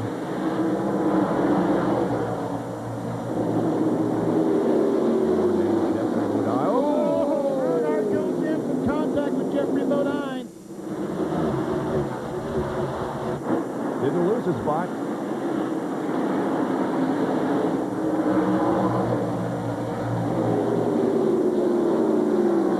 We see all the yellow writing has gone up that Goodyear tire, and it's, sometimes you can cut a tire down. It looks like Earnhardt's going to be okay. Ward Burton getting a lap back, getting by Terry Labonte. That allows Jeff Gordon to catch right up to Terry Labonte. Terry wanted to keep that lap car between he and Gordon, but couldn't quite do it. Burton is fast here on the restart. And he's in 10th position. Jeff Gordon looking on the inside of his teammate. Can't quite get that run he needed.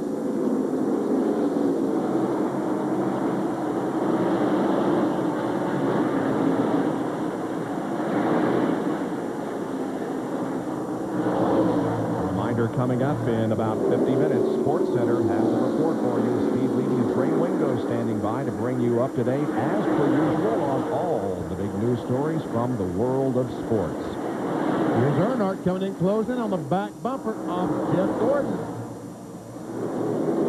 That time by Earnhardt was faster than the front 2 cars. About a mile per hour faster.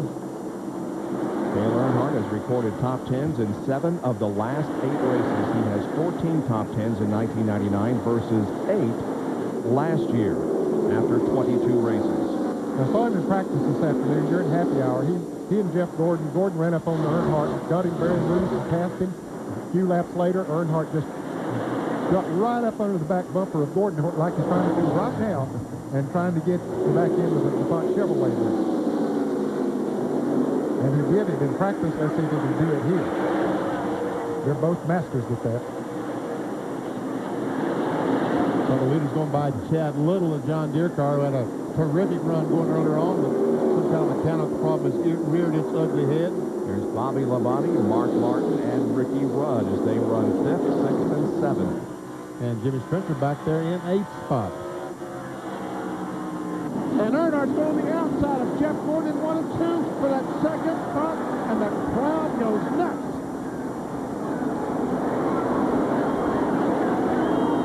We're pretty closed up here, well above the crowd and in a big booth, but we could hear the eruption of the crowd when Earnhardt took 2nd position. And Jimmy Spencer goes by the 6th car of Mark Martin and puts Martin back in 8th spot. And that Dale Jarrett's got to be loving that because Martin can stay back there. Well, that was 4 more points. But Mark lost. Earnhardt closes in on the leader of the race, Terry Labonte. Earnhardt has been unbelievable here tonight. Looks like he might have tested that high side again. He's getting a good run when he comes off of that high side. He found him something there that works. Now look at him get a run off the corner. He picks up going down the straightaway. He's got something working there. Now he gets right on the back bumper. They're pulling away from Jeff Gordon. A little bit. Tell Dale Earnhardt that pinning on the backstretch is a disadvantage because that just makes him meaner. Not in a physical sense, but determined is perhaps the correct word. Here he goes. He's going to try that move he made on Jeff Gordon. This time he'll dip to the inside. He got that run, but couldn't quite do it. He's setting him up. He's working. He's got something going. But I'll tell you, Terry Labonte is no slouch when it comes to knowing all of those tricks. Two short track experts here going at it. Tony Stewart is closing on back on the back bumper of Jeff Gordon. Our pole sitter ran so strong earlier on.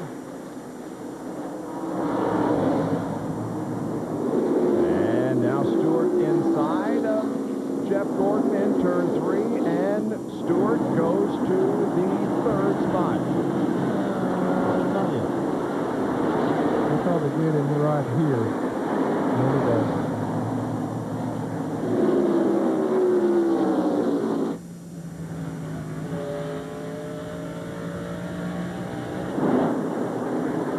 Jared back in 39th.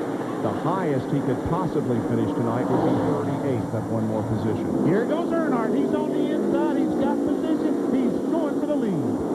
Off of corner number 4, Earnhardt will take the lead from Terry Labonte on lap 4:36. And look at this 20 car coming. Tony Stewart is on a mission.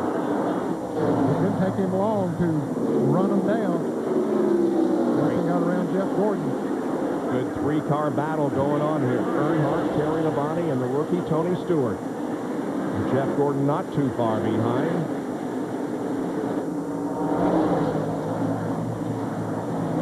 65 laps make that 64. May sound like a lot, but it will go by very, very quickly. Don't stray too far from your television set, folks. We've got a good one at Bristol. It's a dead heat coming out of the turn. Martin spots an opening and roars through it. Mark Martin takes it wide, very wide. He's leaving the track. Hardee's new All-Star Bacon Cheeseburger. A big, juicy bacon cheeseburger loaded with everything. A favorite of Mark Martin of the Hardee's All-Star Racing Team. Martin is through the gate and back on the track. The All-Star Bacon Cheeseburger. Only at Hardee's. Hey, Mark, thanks to you now, everything's .com, you know? Beachballs.com, arugulasalad.com. I mean, .com on. Oh, here we go again. Hey, .com, Padre. We both like Miller Lite for the same reason. It tastes great. Commonly so. You know I like it because it's so smooth. Ooh, I guess we're in .compatible, huh? Not if you lose the lane .comedy. Hey, that's a good .com back. Miller Lite. Taste a true Pilsner. .com here often? Hey! He's in the garage. Hey! If you're going to have a garage, have a garage. And if you're going to use an oil, use an oil. Pennzoil with Pure Base. Specially formulated for stop-and-go driving. This is a home improvement. Enter the Pennzoil Dream Garage Sweepstakes. Get a free Tim Allen Signature Tools utility knack knife and a chance to win a Celine Mustang or enough cash to build your own dream garage. Stop. Go. Pennzoil. If you end up using anything but AC Delco parts in your car, who knows where you'll end up? AC Delco. If you're not asking for it, you're asking for it. You know, I always recommend AC Delco automotive parts to all my customers. They're some of the most dependable you can buy. AC Delco. If you're not asking for it, you're asking for it. A little over 55 laps to go here at Bristol. We have a new leader. Terry Labonte was able to get by Dale Earnhardt again, and so put Terry in the front position. Sports Center is coming up at the top of the hour in about 45 minutes from now with all the reports on the big stories in sports. Sports Center at 11 o'clock Eastern Time. Okay, let's go back and show you how Labonte retook the lead from Dale Earnhardt. Got a great run off turn 4. Goes in turn, and Earnhardt goes in the corner, drifts up the hill, and Terry Labonte just drives in on the inside. And now has about a half-second lead on Earnhardt, and Tony Stewart is looking for second.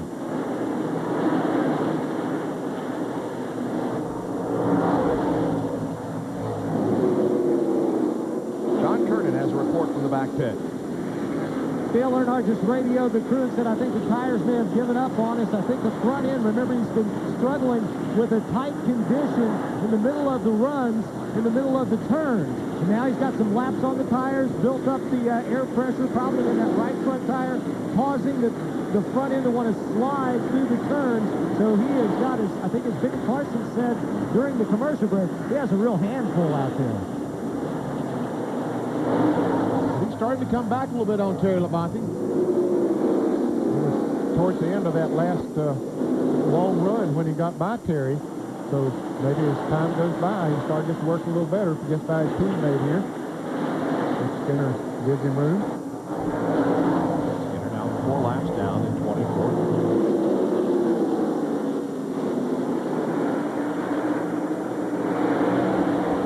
cars running basically together, then back into fourth position, but I'm waiting for him to cross the line. 2.25 seconds behind. The leader is the fourth place car of Jeff Gordon, with Bobby Labonte hanging in there in fifth. In sixth place is Ricky Rudd. Mark Martin has moved back to seventh, getting around the 23 of Jimmy Spencer. And here is fifth, sixth, and seventh. Bobby Labonte, Ricky Rudd, and Mark Martin.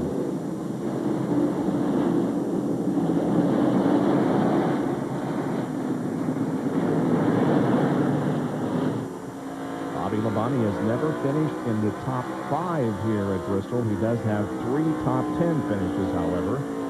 So if he stays where he is now or moves up, he will record his first top 5 finish in 13 races at Bristol High Banks.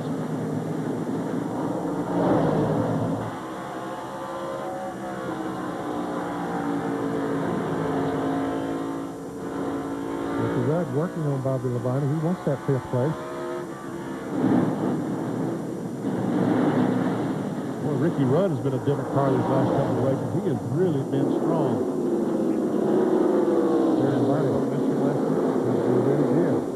Terry Labonte just got around Ward Burton, put him back a lap down. Remember, Ward got back out in front of him on the restart, but now his tires are going away.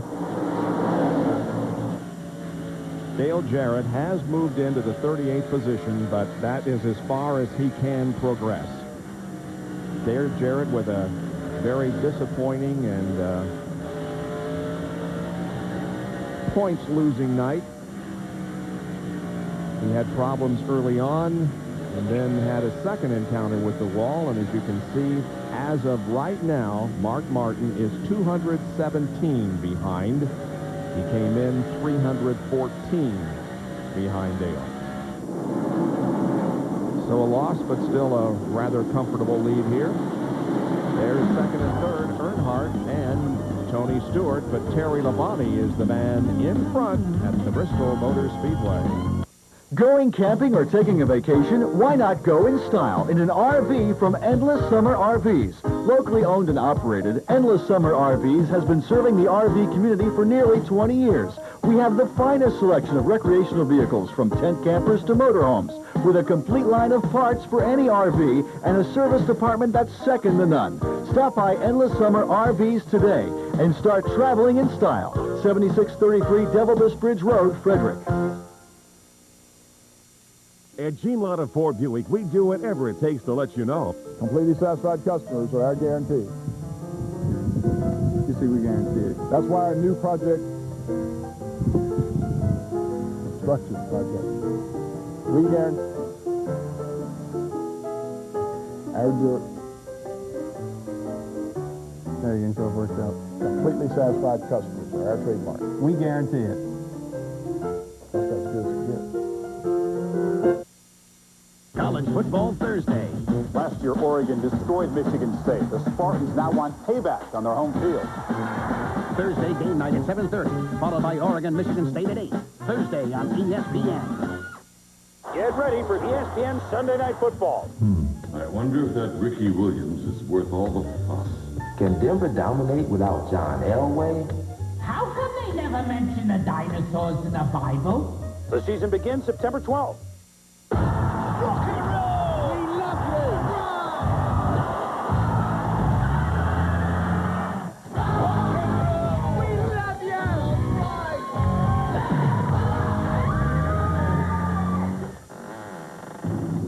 Rock and roll! We love you!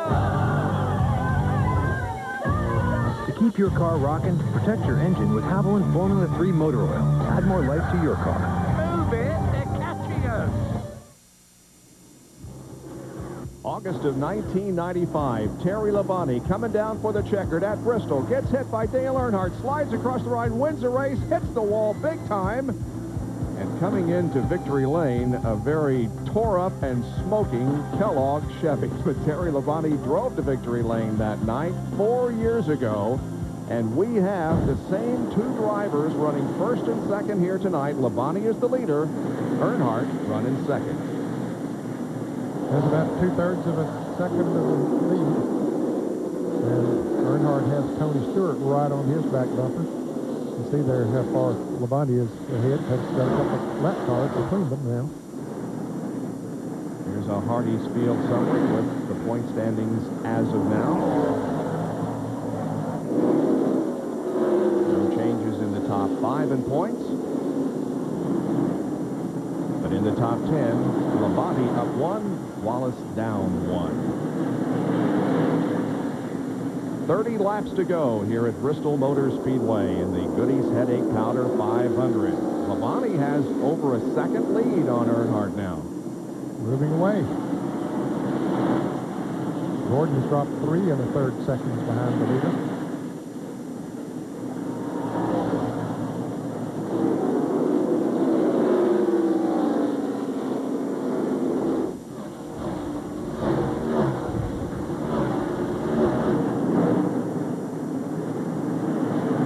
Center is coming up next at the top of the hour in about 35 minutes from right now. It's unbelievable how much this race changed from the beginning of the race until the end of the race. The cars that were really fast at the very beginning are now struggling to get around the racetrack. The cars that were fairly slow, not slow, but about a 10th to 15th place car at the beginning are now the leaders of the race, Terry Labonte and Dale Earnhardt. I wonder if that's because of the change in condition of the track. It's gotten cooler, of course, as the evening has gone on. It looks like to me that the racetrack really came to Terry Labonte and has really helped his effort to go to the front. And guys like Jeff Gordon and Tony Stewart, they seem to be struggling with the cool racetrack.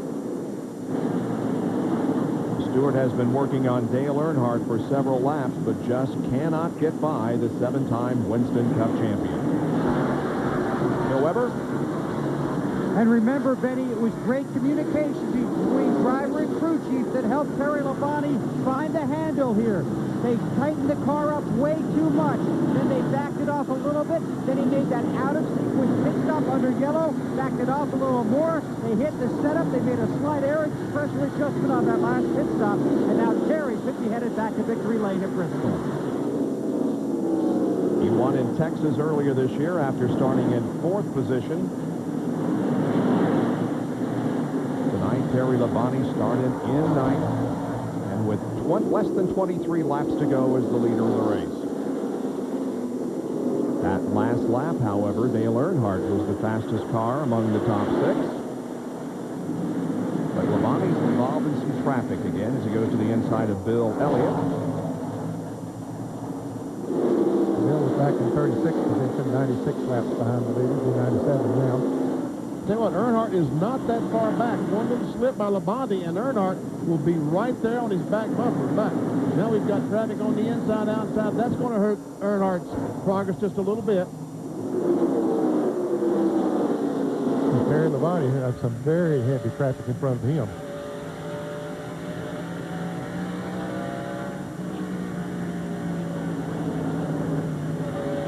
Quite a while since DJ watched these guys just go blowing by him like that. He normally is the blowee, not the blower.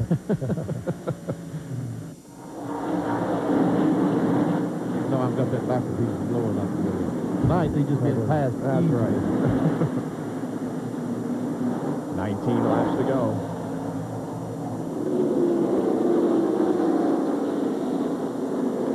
Terry Labonte won this race in '84. He won this race, as we saw a few minutes ago, in '95.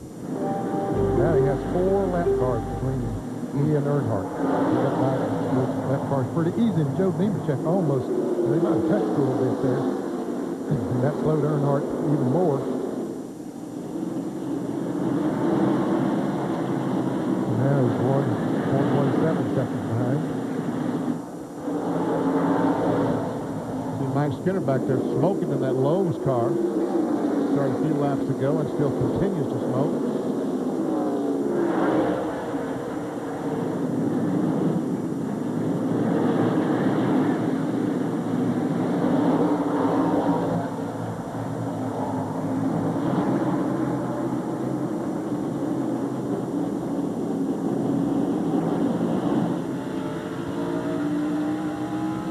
Now, this is Bristol. This is on board with Mike Skinner, the Lowe's car. Back bumper's ripped off. Yep. It's smoking.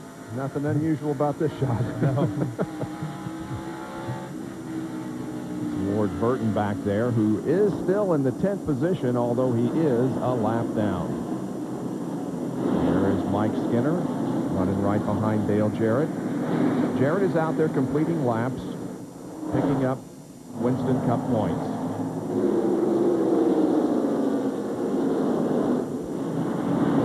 And now with 13 laps to go, the interval is exactly 1 second between Labonte and Earnhardt. And Bobby Labonte has a problem. Bobby Labonte smoking going down into turn 1. Smoking badly.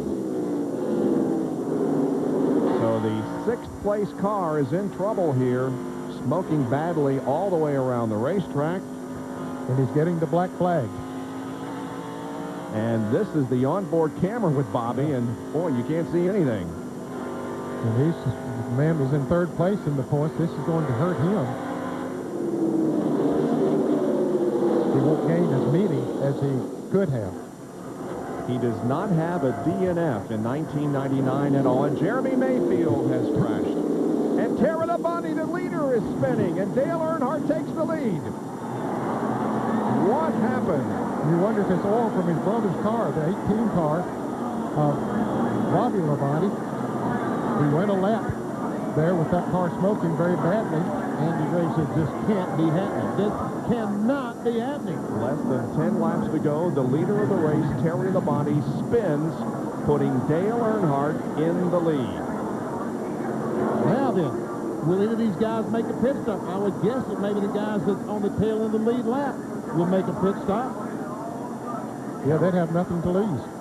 Sterling Marlin, Jimmy Spencer. Well, maybe Terry Labonte now. He's way back there. He's back in the 6th position. And the smoking 18 car of Bobby Labonte is still out there. Well, he came down pit road, but when he saw that caution come out, he came back out to run these caution laps. And here comes Mark Martin and Terry Labonte in, and Sterling Marlin. So indeed, the guys that were running at the back of the lead lap are in. Bill Weber?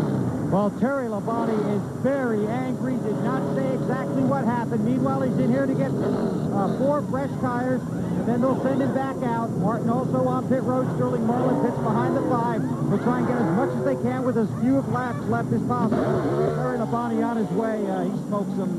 That says a lot right there. Now, he took 4 tires. Mark Martin and Sterling Marlin only took right side tires. Down to John Kernan.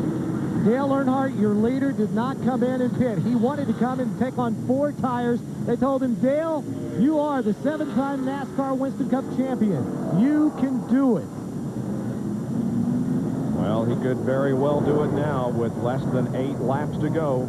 Here's a replay of Terry Labonte's spin up in turn 3 and 4. Well, if you watched the 12th car, Jeremy Mayfield was sitting against the inside retaining wall. NASCAR threw the caution flag. When they did that, Terry Labonte backed off to the caution, and Darrell Walker just touched it in the back bumper and spun the Kellogg's Chevrolet around. Oh, man. Now, here is Jeremy Mayfield's wreck from Wally Dallenbach's perspective.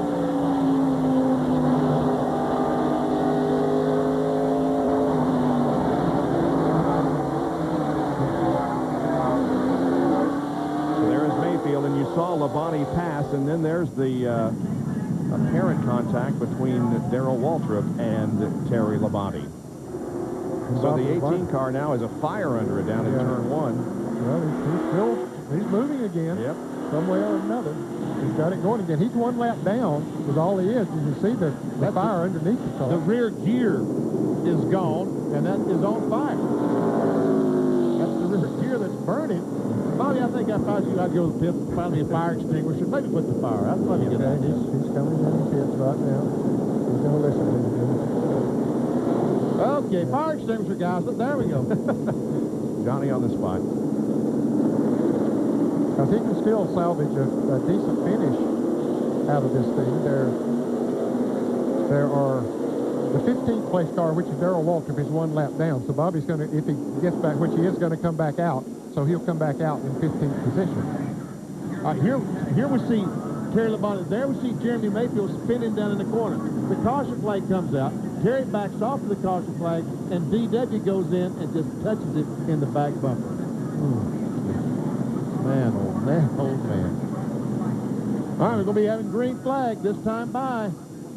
And Andy Graves, as you said, Benny, can't believe what just happened. This is a nightmare. All right, green flag. 5 laps to go at Bristol Motor Speedway in the Goody's Headache Powder 500. It's Earnhardt, Stewart, Gordon, Martin, and Terry Labonte, the top 5. Is Dale Earnhardt going to win this thing? Looks that way.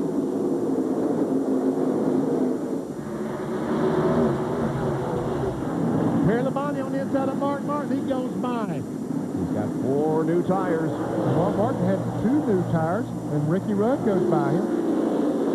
Drops Mark back to the 7th position. And here comes Labonte by Gordon. He's moving. Man on a mission. He really is on a mission. And, of course, he has those 4 fresh tires, as you say. If he can get by Stewart, which it looks like he will. Man, oh, man, look at Labonte go. He's got second, and they're coming up on 2 laps to go. He's going to catch him. Can he pass him? This might be deja vu all over again, but in reverse. And Labonte inside of Earnhardt. He taps him. Going into the 3rd corner. He gets way down on the apron of the track. Coming to the white flag. There's a leader change, and Labonte takes the lead. And meanwhile, Ricky Rudd trying to... Oh, and Earnhardt spins him out. Oh, man. And Tony Stewart is involved in the crash, as is Mark Martin, Sterling Marlin, and several others. Dale Earnhardt takes the checkered flag. And Jimmy Spencer ran second. Bristol.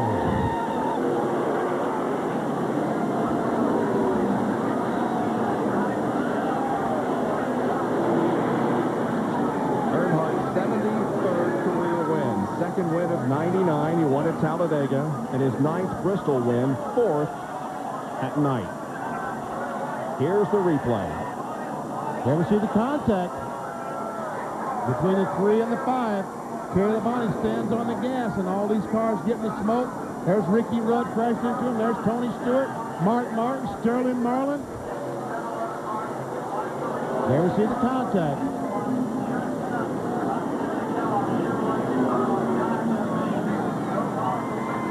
Yeah, that's too bad. There will be talk about this one for a long time. John Kernan with Richard Childress. And Richard, man, what a way to win one. I'm sure a lot of people are going to be talking about the little move over there, but congratulations. You know, I couldn't tell where I was at, what happened. All I seen him spinning when he come around. You know, I'm happy for the Jim Goodwrench team. You know, we needed to win, pulled it off, tickle to death for Dale Earnhardt. What about the effort that the guys back here on the crew did pitting on the backstretch, because that is such a handicap? You know, we would have probably pitted there at the end, but it wasn't no way we could pit when you with the backstretch speed and everything. There was no way that we could come out and beat them. We were just going to lose 3 or 4 spots, so wasn't no way we could do it. All right, congratulations, Richard.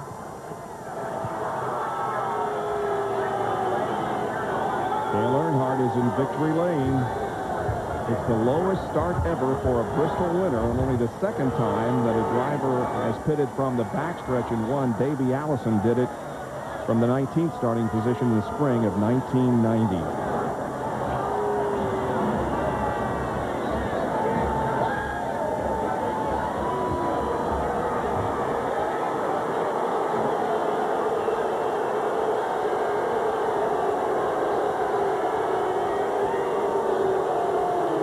Here's a McDonald's winner's circle, Jerry Punch.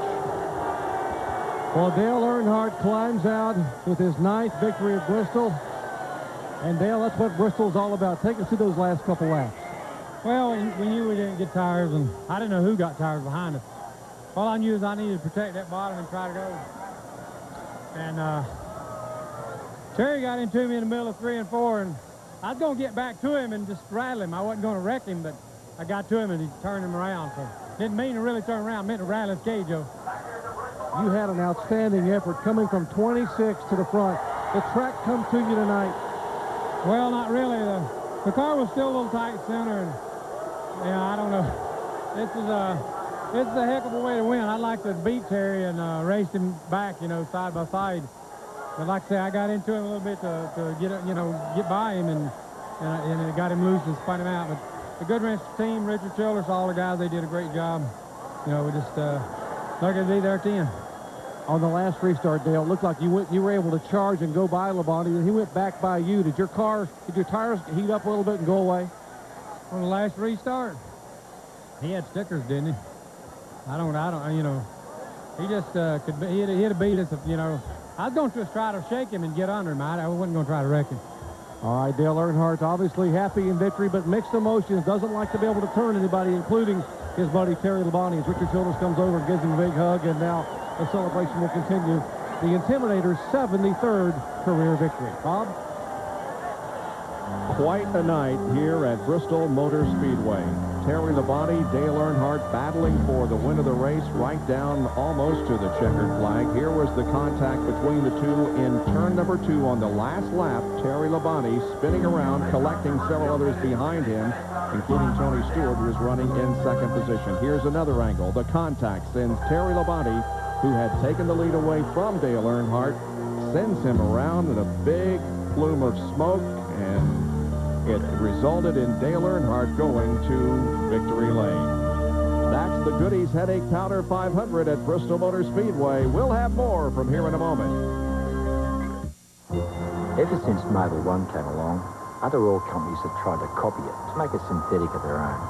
But if you take a look at how a copycat performs after some hard miles and compare it to new Mobil 1, it's obvious that all synthetics aren't alike. Today's Mobil 1 is tri-synthetic. It won't sludge up on you. It'll actually make your engine run smoother. The other stuff, not in my car. Nothing outperforms Mobil 1. You can't hurry love. So now there's new Smooth Mint Soap. It keeps your breath feeling clean and fresh longer, and it kills bad breath germs. Introducing new Smooth Mint Soap. Feel the tingle longer. You know, this place reminds me of a guy I knew named Julius. Another Darrell Waltrip story. Oh, really. This guy, he was in the junkyard one day, kicking around, and he found a rocket booster. So he says, I'm going to set myself a land speed record. Now, he got that thing up to speed. He hit the switch. He took off into outer space. So whatever happened to him? He came down out here somewhere. Get out of here. Oh, Now, Kmart. We're talking rugged, we're talking fun. You ride the best and the job gets done. Polaris ATVs are made in the USA. We're talking tough. Buy a new Polaris ATV now and get a Remington rifle or shotgun. Or choose $250 towards Polaris clothing and accessories. See your Polaris dealer for details. Be ready for love night and day with new Smooth Mint Scope. It keeps your breath feeling clean and fresh longer, and it kills bad breath germs. Introducing new Smooth Mint Scope. Feel the tingle longer. Well, it was a very controversial finish to the Goody's Headache Powder 500 here at Bristol, with Dale Earnhardt and Terry Labonte having contact on the last lap. Labonte spins, Earnhardt wins the race. And there was a lot of other activity in the world of sports today. The college football openers. Also, how about home runs from Sosa or McGuire? Well, you'll be able to get the complete report from Wingo and Levy coming up next on SportsCenter in about 18 minutes from right now. NASCAR is looking at the videotape to determine what, if anything, will happen, but there is the very wrecked car of Terry Labonte. Here's a replay going down to one, and Labonte drives that baby in hard. We see sparks from the right front, and there's a contact from Earnhardt in the Goodwrench Chevrolet, and around he goes. Bill Weber's with Terry Labonte. And we're back here behind the rig, and Terry Labonte has emerged and is talking to several members of the media, explaining exactly what happened in the closing laps of the race and even in the final lap. And first of all, Terry, a great run for you tonight. Take us through the closing laps. Well, our car was awesome there, and, you know, the flag came out, and with 66, what's his name, turned me around down there, and I don't know, Woody, I mean, you know, there was oil in the track, and the caution was out, and it just wrecked me, and so then we got new tires, came back out, and I got wrecked again, so it wasn't my night. You got the 4 fresh tires, you came out, you were very quick, you passed a number of cars, you passed the 3, then walk us from that stage to the end of the race. Well, I passed him down the front straightaway, and he hit me in the corner down there in 1 and 2 and turned me around, and that's about it. Obviously, he said he planned to get up to you, had no intention of taking you out. He never has any intention of taking anybody out. It just happened that way. Okay. Well, Terry Labonte had a great run here tonight. Certainly not the finish he was hoping for. Bob? Thanks for talking with us, Terry. It certainly was a controversial finish, to say the least. And I don't think there have been very many fans moved from their seats. No, there's a few people leaving. Most of them are just sitting here, standing here, numb. Stunned. Stunned, right. Well, Jimmy Spencer, according to the unofficial finish, finishes second. Ricky Rudd third. Terry Labonte fourth. And Tony Stewart finished in fifth position. More from Bristol in a moment.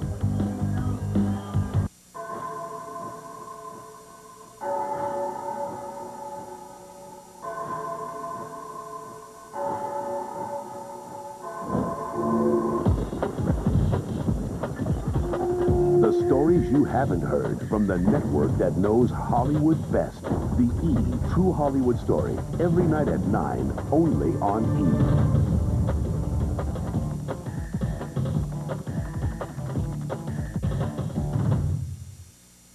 The Center on USA Network. Both of us fall in love during the journey. I wish we'd met a long time ago. I think he meets somebody that puts a little spell on him. She must have been something to look at, eh? The way that she looked at me. You will journey to the center of the earth. Presented by AT&T, premiering September 14th at 8 on USA.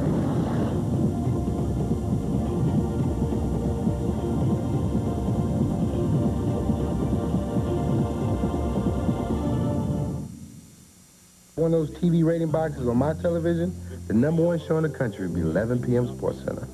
I never miss it. In my opinion, it's the best thing going. Okay, maybe it won't hit #1, but it'll definitely give Dharma and Greg a run for their money. A very underrated defense. Daryl Gardner forces an incompletion, knocks Bledsoe to the ground. Face it, America. Situation comedy, it's a dead genre. Pepsi presents a Jeff Gordon moment. Since making his Winston Cup debut, Jeff Gordon has won 3 championships. But Gordon was a winner long before he started driving the DuPont Chevrolet. Prior to joining NASCAR, Jeff Gordon won over 600 races and 8 national titles. Among those, the 1990 USAC Midget Championship. Another Jeff Gordon winning moment. Hey, Jeff. Now, listen, I got it right here, buddy.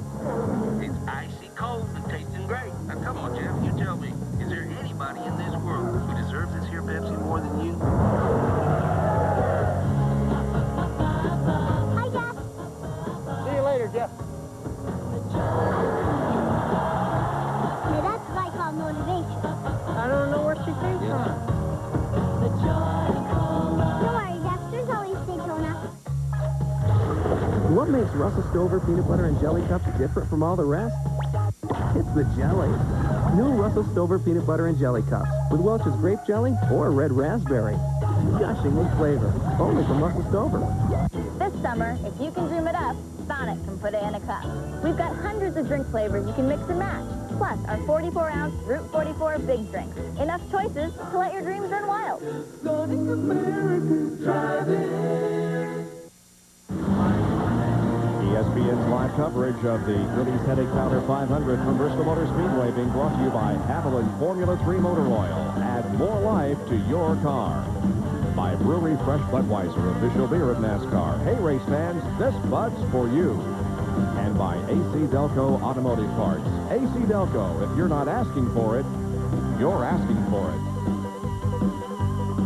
Well, the full moon is out, and it's been one of those nights here at Bristol. Coming up next, Sports Center at the top of the hour at about 12 minutes from right now. John Kernan is with second-place finisher Jimmy Spencer.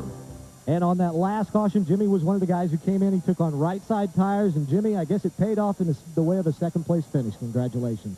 I'm trying to file a 3-second, even a 1-second penalty to Earnhardt. You know, it'd be really nice, you know. That was a great finish. You know, Donnie and Travis made a great call on 2 tires, made our car hooked up awesome. You know, we were 8th at the start, and to come back and get second there is just absolutely incredible. And Team Winston guys, Food City, Maglite people worked hard with us all year long. I'll probably come back with these bunch of hooligans, as I call them. I love every one of them, and they worked really hard. And tonight really showed it, I think, because it did something to them. You know, they know I'm coming back, and they all wanted me to come back, and that means more to me than anything. Great second-place finish for Jimmy Spencer. Another guy with a great run. Ricky Rudd is standing with Jerry Punch. And we caught up with Ricky actually in the media center, talking to some of the media here. Ricky, 35th to 3rd, great run, but I got to ask you, you were right behind the 5 and the 3, and we saw your car inching into the picture there in the smoke. How did you see it? Well, there's definitely contact there. I mean, you see the video on it. Earnhart pretty much just took Terry out. There's no other way to put it, but you know, that was the last lap. He pretty much... no. Well, yeah, Jimmy's talking about what happened to me at Sears Point one time. Yeah. No shouting from the gallery now, Jimmy. You had your turn. Let's let Ricky finish. Yeah, what happened, we won the race and came across the finish line first, but a similar incident, and we were taken away, the victory was taken away, we finished second, so Jimmy's campaigning to get the win. But, you know, it was the last lap. Clearly, Earnhardt took Terry out. It was a shame. We had tires. Terry took tires. Earnhardt was pretty much a sitting duck. You know, he was going to have his hands full trying to hold us off with them tires, but the good thing was he had very few laps left. Last lap, you know, call it what you want to. It was close racing. Shame for Terry. Shame for us, really, because I was going to follow Terry through that hole. I was right behind Terry, about a half car length back.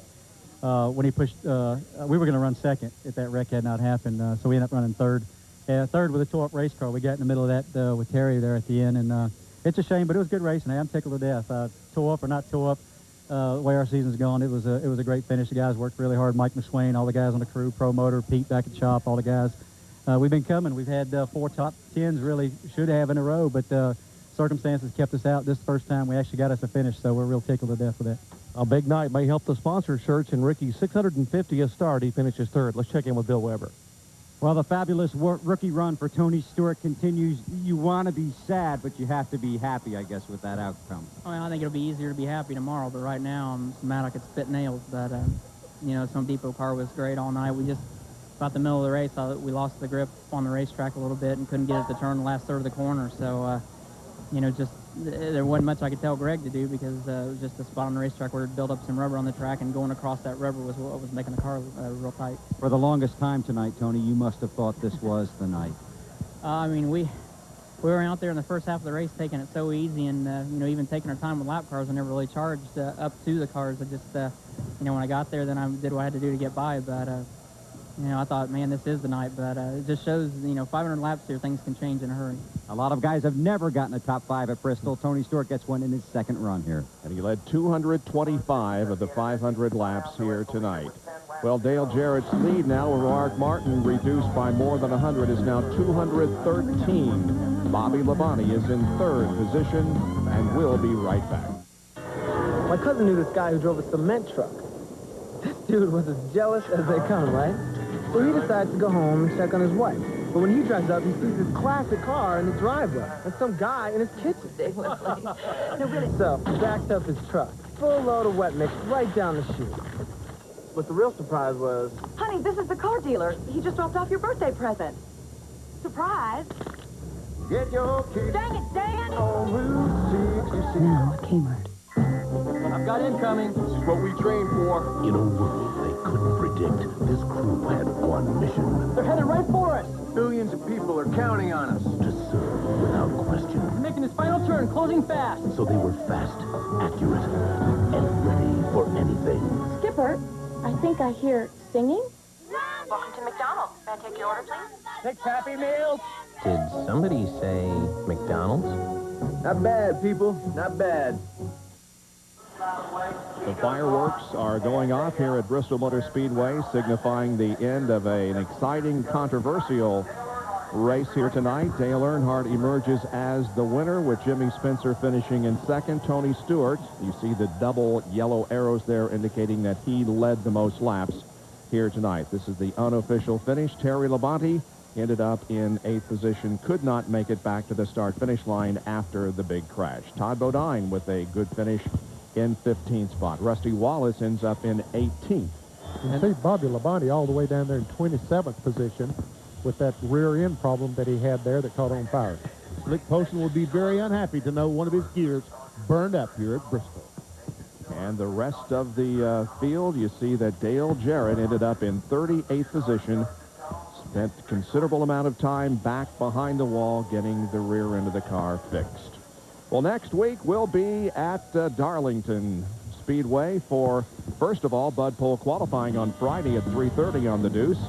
The Duraloop 200 for the NASCAR Busch Series is at 1 o'clock on Saturday afternoon, and our happy hour coverage at 6 o'clock Saturday evening, all of those programs on the Deuce. Then on Sunday, RPM Today is at 11:30. Bill Weber has the NASCAR Today pre-race show at 12:30, preceding the Labor Day weekend tradition, the Pepsi Southern 500 at 1 o'clock here on ESPN next Sunday afternoon. And RPM Tonight will be at 8 o'clock on the Deuce next Sunday. Well, coming up next, Sports Center, not only other activity going on in the world of sports, but we'll have updates from here at Bristol should anything change. What a night it has been. Tony Stewart was the original leader of the race. Dale Jarrett got in trouble very, very early. There was one exciting moment after another. Jerry Nadeau with a controversial incident with Dale Jarrett. He spent some time in the penalty box.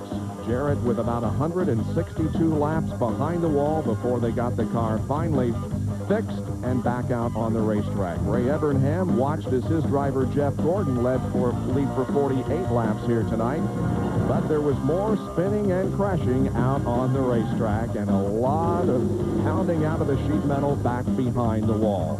Dale Earnhardt, well, he drove to victory here tonight, but it was a very controversial finish as he and Labonte had contact on the last lap of the race, sending Terry spinning and Dale Earnhardt to victory lane.